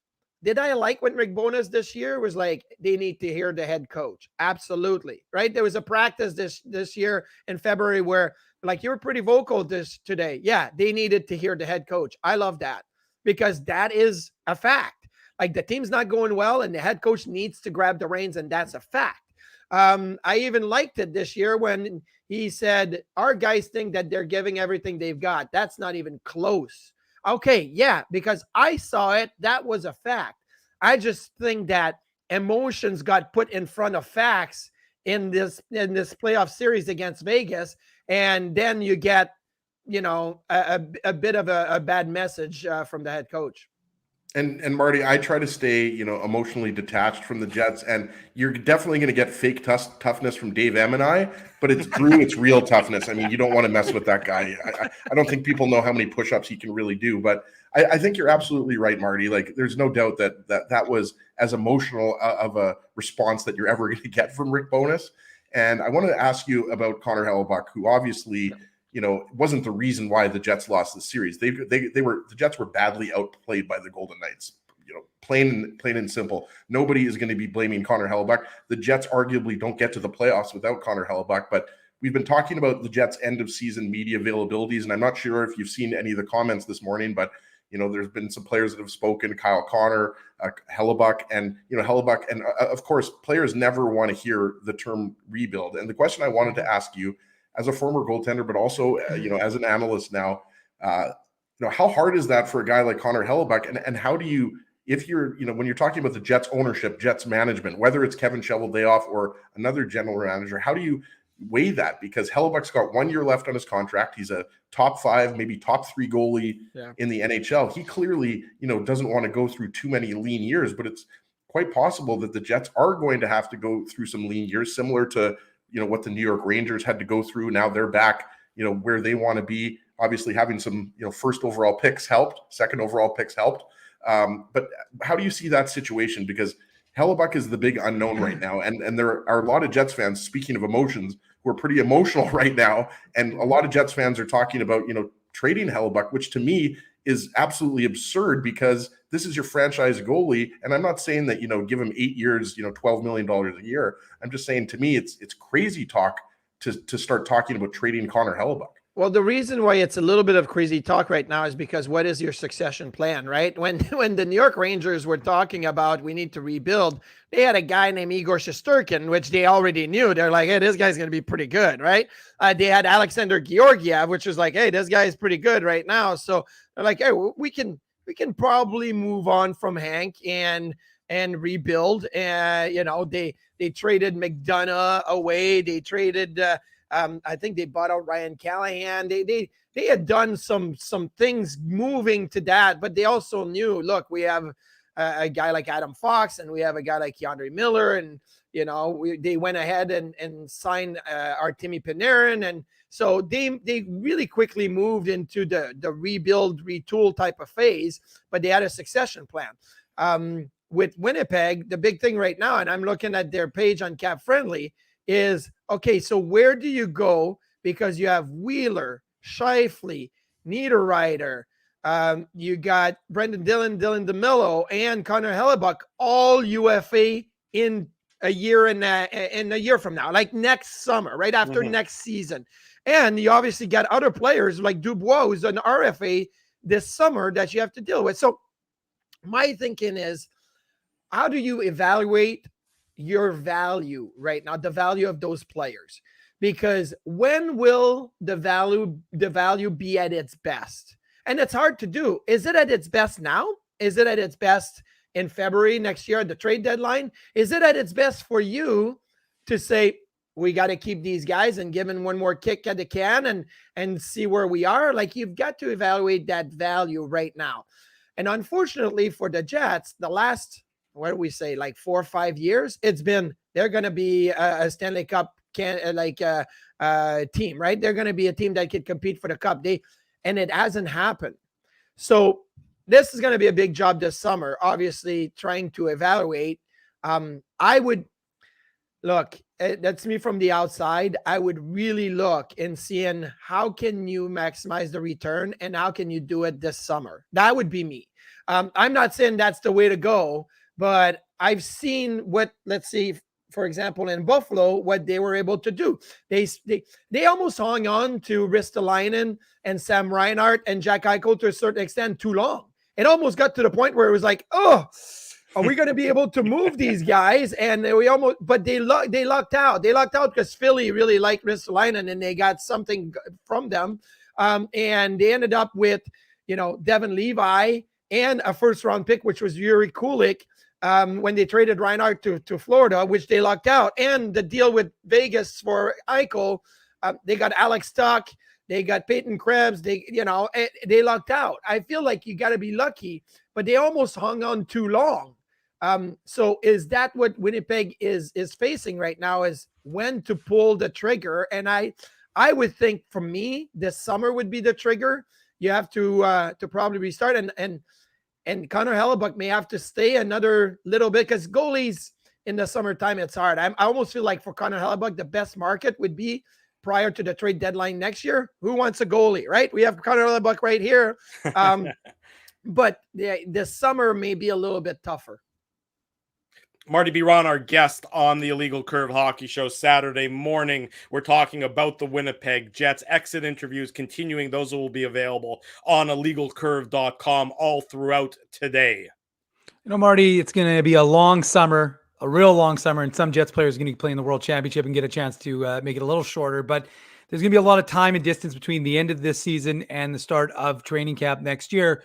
Yep. Is that enough time for this to be healed with Rick Bowness and the players? Because, like you said, it's fiery, and regardless of which take which side you're on, whether you think it's good or bad, is there enough time for this group? And however it's going to look, we know the Jets aren't going to look the same next year as they were this year, but with the group of, you're obviously not trading away the entirety of the team. Yeah. So the majority of the team will be back.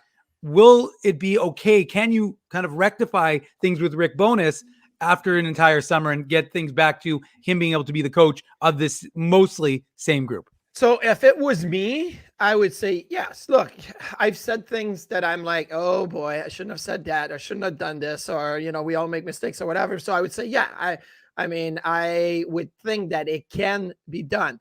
But then you read a quote like Blake Wheeler this morning saying, I wish he would have talked to us first. I would have, but okay, so I totally get that point, but okay, Blake, did you go and talk to Rick Bowness, and did you guys have that conversation, right? Like, I always find in hockey especially, but mostly in life, if you're avoiding the conversations, nothing gets done.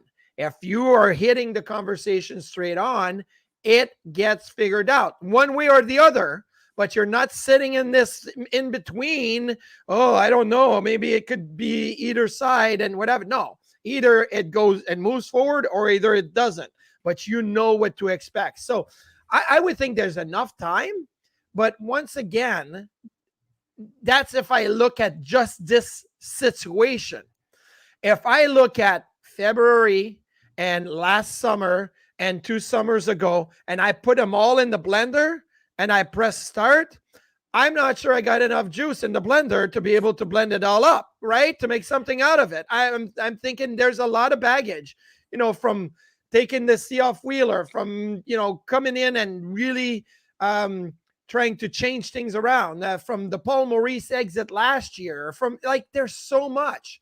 So if it was just Rick Bowness coming in and saying, I'm disgusted, I'm disappointed, I'm disgusted, or whatever, and that was a standalone incident, oh, absolutely. I mean, you get over that easily. But are you getting over all that baggage that's happened the last few years? That's a tough one. Marty, last question for you. It has to do with Pierre-Luc Dubois. I mean, he has not been willing to make a long-term commitment to Winnipeg, as is certainly his right as a guy who's a couple years away from UFA status.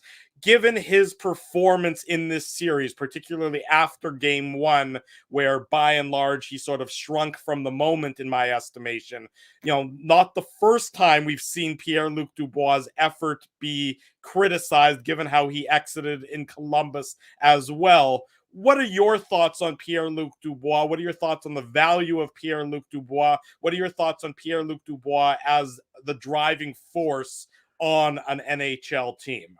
I mean, I really like Pierre-Luc Dubois. He's 24 years old. Let's remember that. We all want him to be this 28, 29-year-old veteran that knows how to handle everything. He's 24. So has he mishandled some things in his young career? Absolutely. And I'm not saying he's done all of it right, and he's not done all of it wrong either. He's a really good hockey player. He has a qualifying offer at $6 million. If the Jets want to say, like everybody else, we have another year to kind of figure it out, you could easily sign Pierre-Luc Dubois to a qualifying offer and take your chance. And then, well, you know what? He walks out as a UFA and you're, you put yourself in that situation, or you trade him. Again, it's about evaluating the value of what Dubois is at this moment and what he would be to another team. But I try to think to myself at 24 and what lessons I still needed to learn and where I was in my hockey career. And look, players this year are totally different. But I think on the human side, there's still that aspect of having to deal with millions of dollars and the pressure and the trades and the expectations that I don't think he's fully mastered yet. But he had a pretty good season, and he's still, to me, a 70-point guy, probably, maybe even an 80-point guy if everything falls into place. I mean, again, he can keep getting better. But that's another one of those hard conversations you got to have in the summer. Marty, one more quick question I have to ask you, just because, you're our goalie guru, and I wouldn't be able to continue on with my weekend if I didn't ask you about Akira Schmid. And don't hold this against me. I'm a Devils fan. Obviously, Marty Brodeur, and there's a couple of goaltenders named Marty that I'm a huge fan of, obviously you being the other one. But I have to ask you about Akira Schmid. He's allowed 2 goals in 3 games, 22-year-old goaltender from Switzerland. And I know that, Drew's going to get upset that I didn't keep this a completely Jets segment with you, but what has stood out to you? Because to me, this is incredible. The Rangers are up 2-0. You mentioned Igor Shesterkin earlier, and then Akira Schmid comes in for Vitek Vanacek. And as I mentioned, only allows 2 goals in 3 games. The Devils obviously, have a 3-2 series lead. We probably could have done a whole segment on goalies around the National Hockey League in the playoffs, right? Linus Ullmark, what do you do in Game 7? He looks hurt and he's not played great. But Akira Schmid is a great story. He was really good in the regular season. I think Lindy Ruff and the New Jersey Devils got to see what he could do. He's a tall goaltender. He reads the play well. He plays inside his crease. He doesn't get beat through his body often. Is something Vitek Vanacek could be a little bit of a loose cannon, and that didn't work, right? But you have to understand and know Lindy Ruff and his I don't want to say as favoritism sometimes for younger goaltenders and you know, like making those bold statements. But I remember when I got my first taste of the NHL really as a full-time, I got called up and right in front of the whole team, Lindy said, Dominik Hasek's not playing good enough. I'm playing the kid tonight, right? Against Carolina. And I'm like, wow, I'm being favored over Dominik Hasek. Well, that lasted 24 hours, but still, right? Like that was this. And then look at 05-06. We start the season and Lindy's like, let's see what Ryan Miller's got. Marty's our veteran and he's our number one goaltender, but let's see what Ryan Miller's got. And then, you know, Ryan Miller took off and we ended up all the way to the conference finals. I think Lindy Ruff loves to put a challenge in front of younger players. And that's why he was such a good coach for me for that team, the Jack Hughes and the, you know, Dawson Mercer and all of these guys. Right. So, and now we found a goaltender again that he's like, I'm just going to give it a go. I think he's got more upside. Let's see what happens. And he struck gold again. So I think this is, again, as Schmidt is playing good, but Lindy Ruff's willingness to try it is something that he's done before. Always insightful, always opinionated. Marty Biron is one of our favorites. Marty, thanks very much for joining us this morning. We'll do it again real soon. Appreciate your time. Thanks, guys. Enjoy. Thanks, Marty. Have a great weekend. Enjoy the rest of the playoffs. Yep.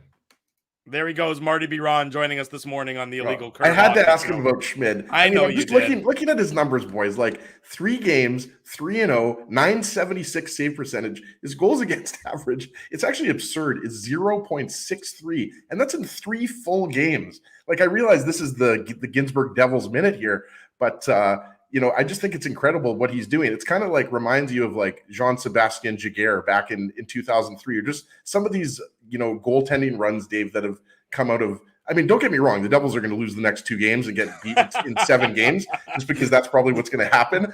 But I think that, you know, just the fact that a 22-year-old goaltender who was the 3rd string goaltender, I just think is pretty awesome. I mean, you got Brossoit in Vegas kind of doing the same thing. I just had to ask Marty about Schmidt. It's definitely a good story. We go to break for the final time this morning. When we come back, more on the exit interviews. And of course, the Moose lay an egg in their home playoff opener. We'll talk about that, but the Ice were victorious last night. One final segment to come. It's the Illegal Curve Hockey Show. We're live Saturday morning on our YouTube channel and all of our social media platforms.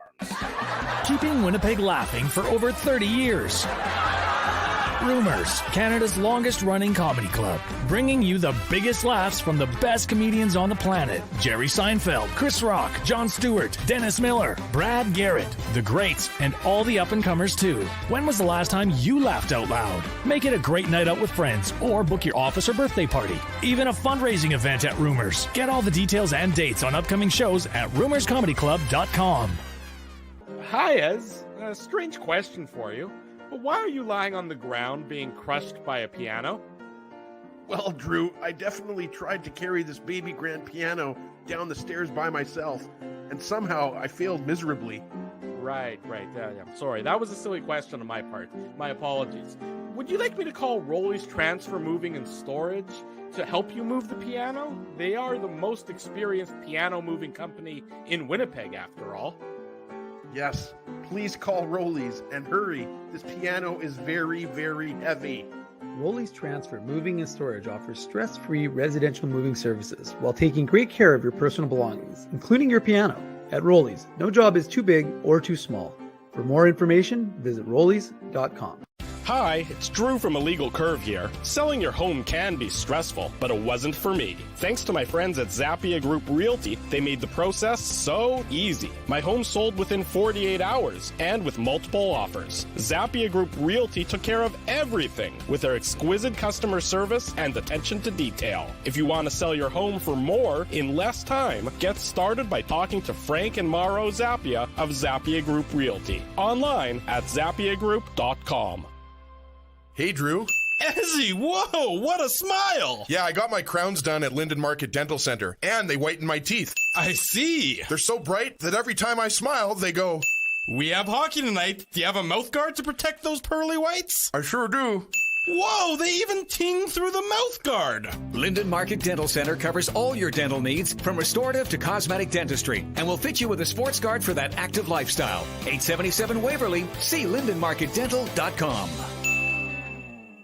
Boston Pizza harnessed Fanalytics to help optimize no-look dipping. Ooh, making adjustments so you can stay focused on the game. The playoffs at Boston Pizza, powered by Fanalytics.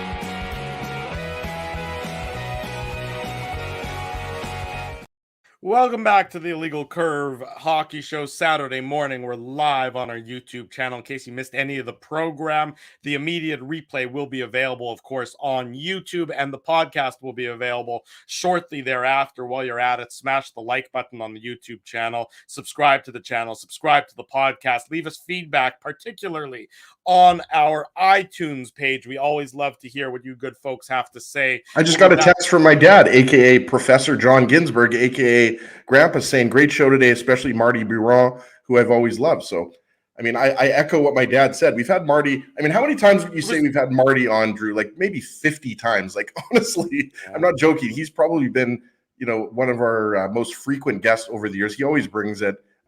We're super lucky to have him on. Obviously, jumps on the TSN broadcast along with Craig Button.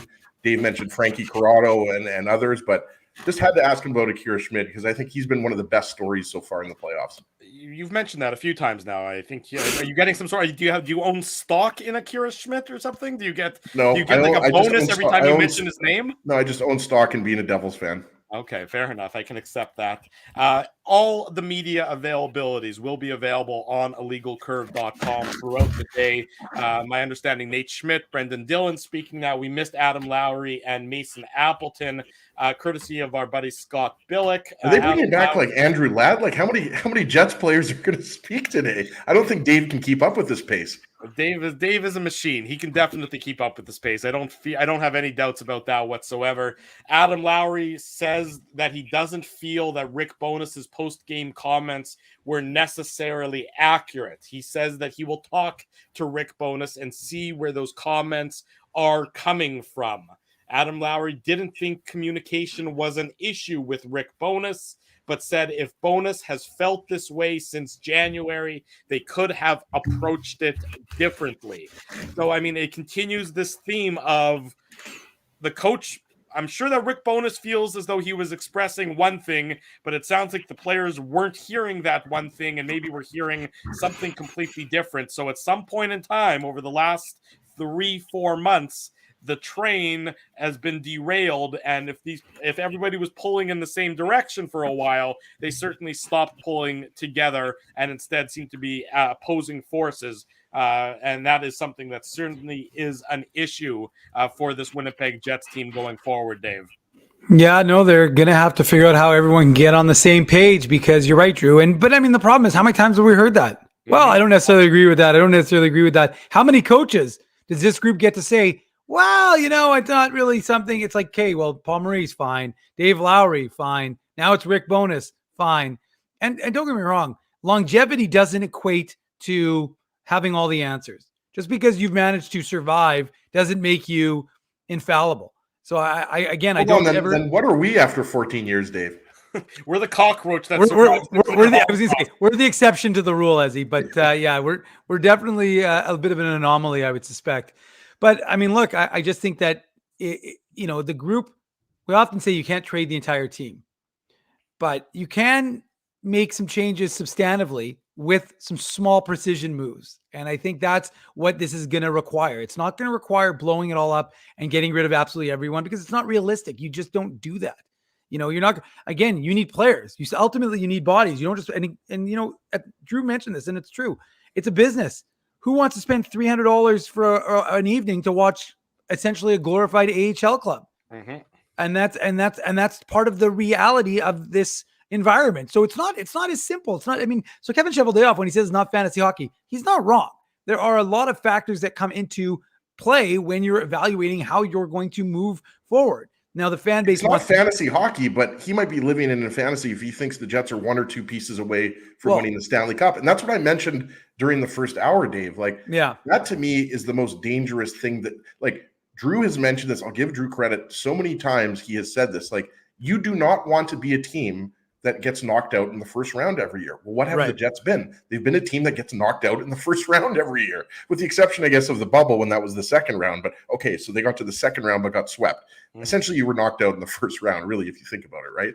So I think that's what you don't want to be, Dave. And we know that the Jets have struggled to attract high-end free agents. So I'm not saying that, you're going to give up and already, wave the white towel and say that, you're not going to make the playoffs next year. But you have to be realistic. And that's what I think, going back to what Rick Bowness said, and Cam Poitras, who we just had on not too long ago, mentioned this. Like, most Jets fans were happy to hear Rick Bowness say that, because sometimes you need to hear reality. It's like when I was, out of university for a few years and I needed my dad to give me a kick in the butt and say, okay, like, what are you doing with your life here? Like, I know you like to deliver pizza and have a good time, but it's time to figure out what you're going to do with your life, honestly. So sometimes hearing the truth hurts. And I think some of the Jets don't like to hear the truth. Have you figured it out yet? No. But I want to address the idea that it's hard. Look, Edmonton is no different than Winnipeg, really, realistically. And Edmonton, but the difference is city-wise, you mean? Yeah, essentially. But Edmonton has what? Connor McDavid and Leon Draisaitl. And so you have a chance to, with those two. Oh, and Ryan Nugent-Hopkins, who quietly had 100 points. Absolutely. And Zach Hyman, but I'm saying that Vander Kane went there. Vander Kane, Mr. I don't love Winnipeg. Well, Edmonton's not that much of a significant change from Winnipeg. And yet he signed there because, well, one, it was probably his last chance, but two, because he saw an opportunity. And I'm just saying that I look at what Matthias Ekholm talked about with how he and his wife were excited to go to. You can find guys, and winning, breeding a winning culture changes the narrative, right? I mean, and everyone wanted to, dump. I mean, Dreger said it yesterday on his Ray and Dreg thing with Ray Ferraro.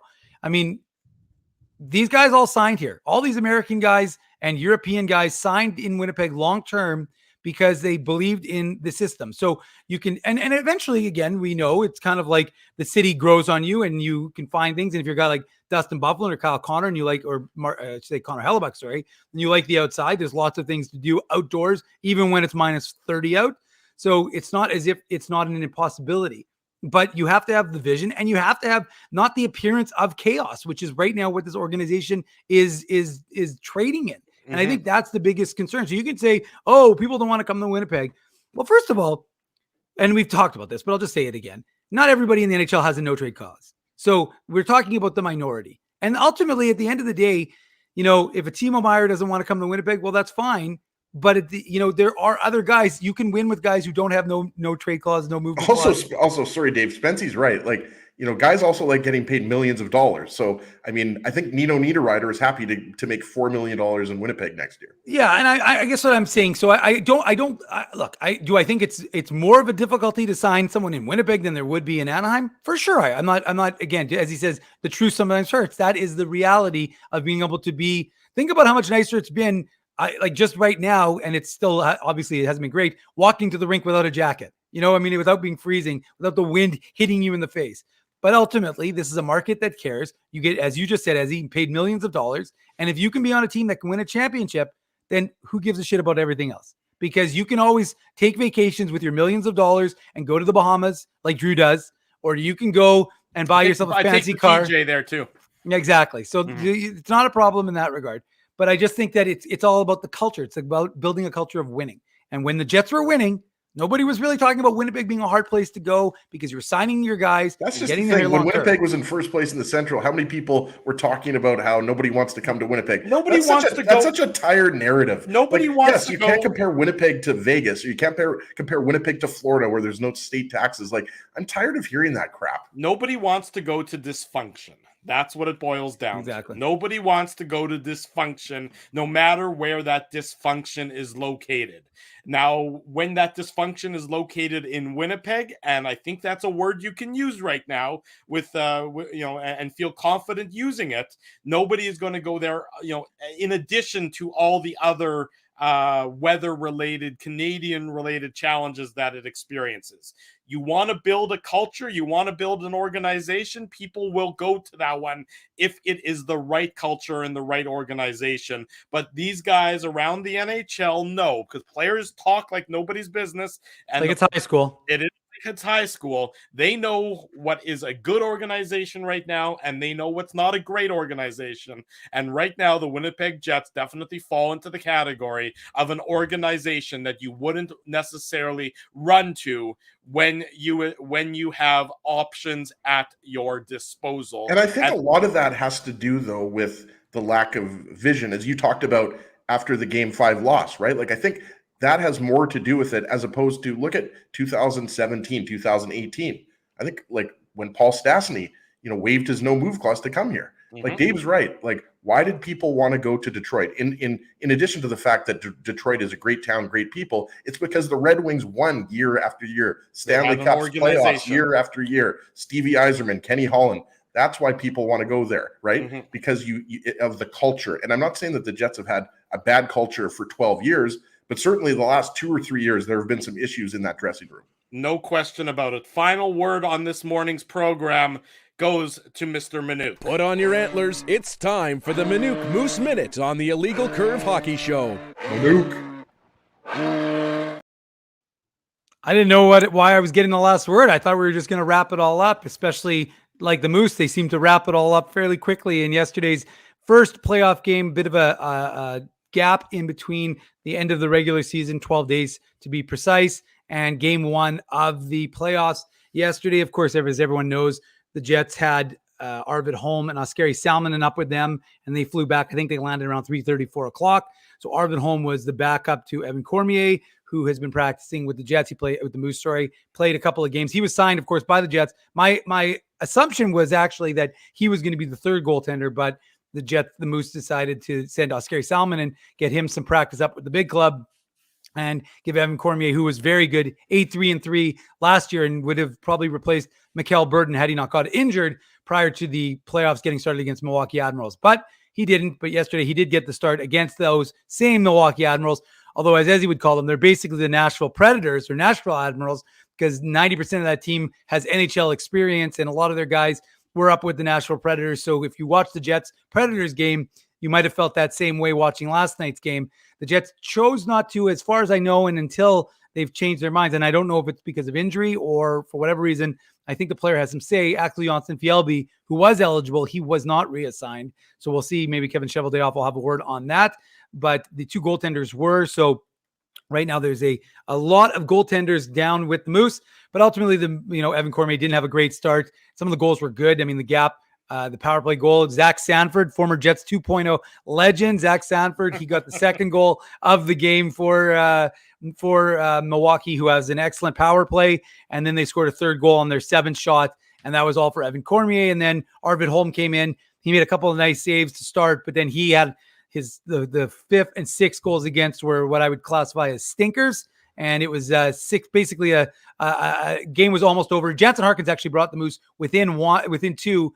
Early in the second, so they may have made a bit of a push on a nice pass for Dominic Toninato to make it a 3-1 game. But then again, the power play, they had to go to the power play. Milwaukee has, I think, the best power play in the AHL. And so then they had a 5-on-3. And I don't know if you saw my tweet, but you would have gone nuts because Arvid Holm was called for tripping, but it was very unusual because he's down. He smacks the puck out of the way. And then he's on the ice. The Admirals player trips over him. But because I guess he was in the white paint and not the blue, they called him for tripping. So that put them on shades of Mark Scheifele and Lauren Brossoit, right? Yeah, exactly. And then Simon Lundmark made a nice save to keep it a 2-goal deficit. But the Milwaukee Admirals would eventually score, make it 4-1. Then it was 5-1. Then it was 6-1. And then Daniel Torgerson, the 2020 second rounder? Yeah. Daniel Torgerson took a shot from center ice, very Pavlekian, and Yaroslav Askarov led it in. So suddenly it was 6-2. And the Moose had a great third period, but of course Milwaukee pulled back, protecting a 4-goal lead. So they outshot them. I think it was 17-4 in the final frame. Probably the most notable thing, and something I've reported on illegalcurve.com, was that 2021 second rounder by the Jets, Nikita Chibrikov, is in Winnipeg. So he is here. He is still under contract with the KHL till the end of April. So he wouldn't be able to sign a contract with the Jets/Moose until May 1st.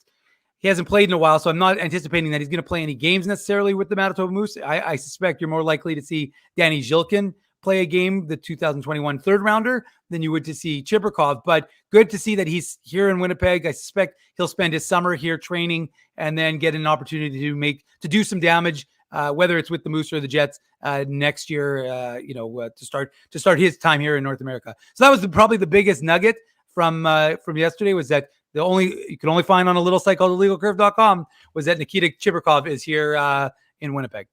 There you go. Some people excited about that news. C-Mac and, of course, Rob Mahoney as well. All the latest on the Moose playoff run. All the latest on the Ice playoff run. The Ice winning 3-0 last night in Game 1 of their Eastern Conference final. That is all available on illegalcurve.com, as well as all the end-of-season Winnipeg Jets availabilities. Those are going to be available. I'm starting already, but I didn't want to put them up because I don't want people going and watching video when they should be listening to us. Exactly right. But Connor Hellebuyck and Blake Wheeler are up already, so we'll have some. I'll as soon as we're done this show, I'm going to be getting them all up. There you go. Dave M going to be doing the yeoman's work as he always does on this Saturday morning. We want to say a big thank you to the sponsors of Illegal Curve who made the post-game show, the Saturday show, and the website possibility. Our friends at Rumors Restaurant and Comedy Club, Linden Market Dental Center, Zappia Group Realty, Betway,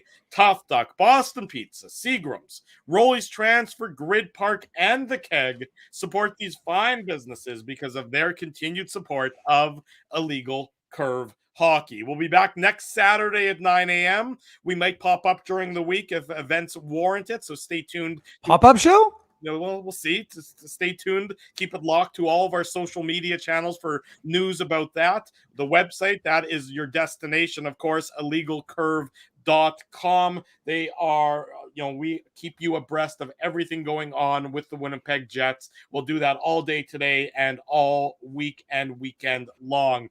Big thanks to Cam Poitras. Thanks to Marty Biron for joining us. Big thanks to all of you for joining us. If you haven't already done so, smash the like button, subscribe to the YouTube channel, subscribe to the podcast, leave us feedback here, there, and everywhere, and tell your friends the best place to be each and every Saturday morning is here on the Illegal Curve YouTube channel.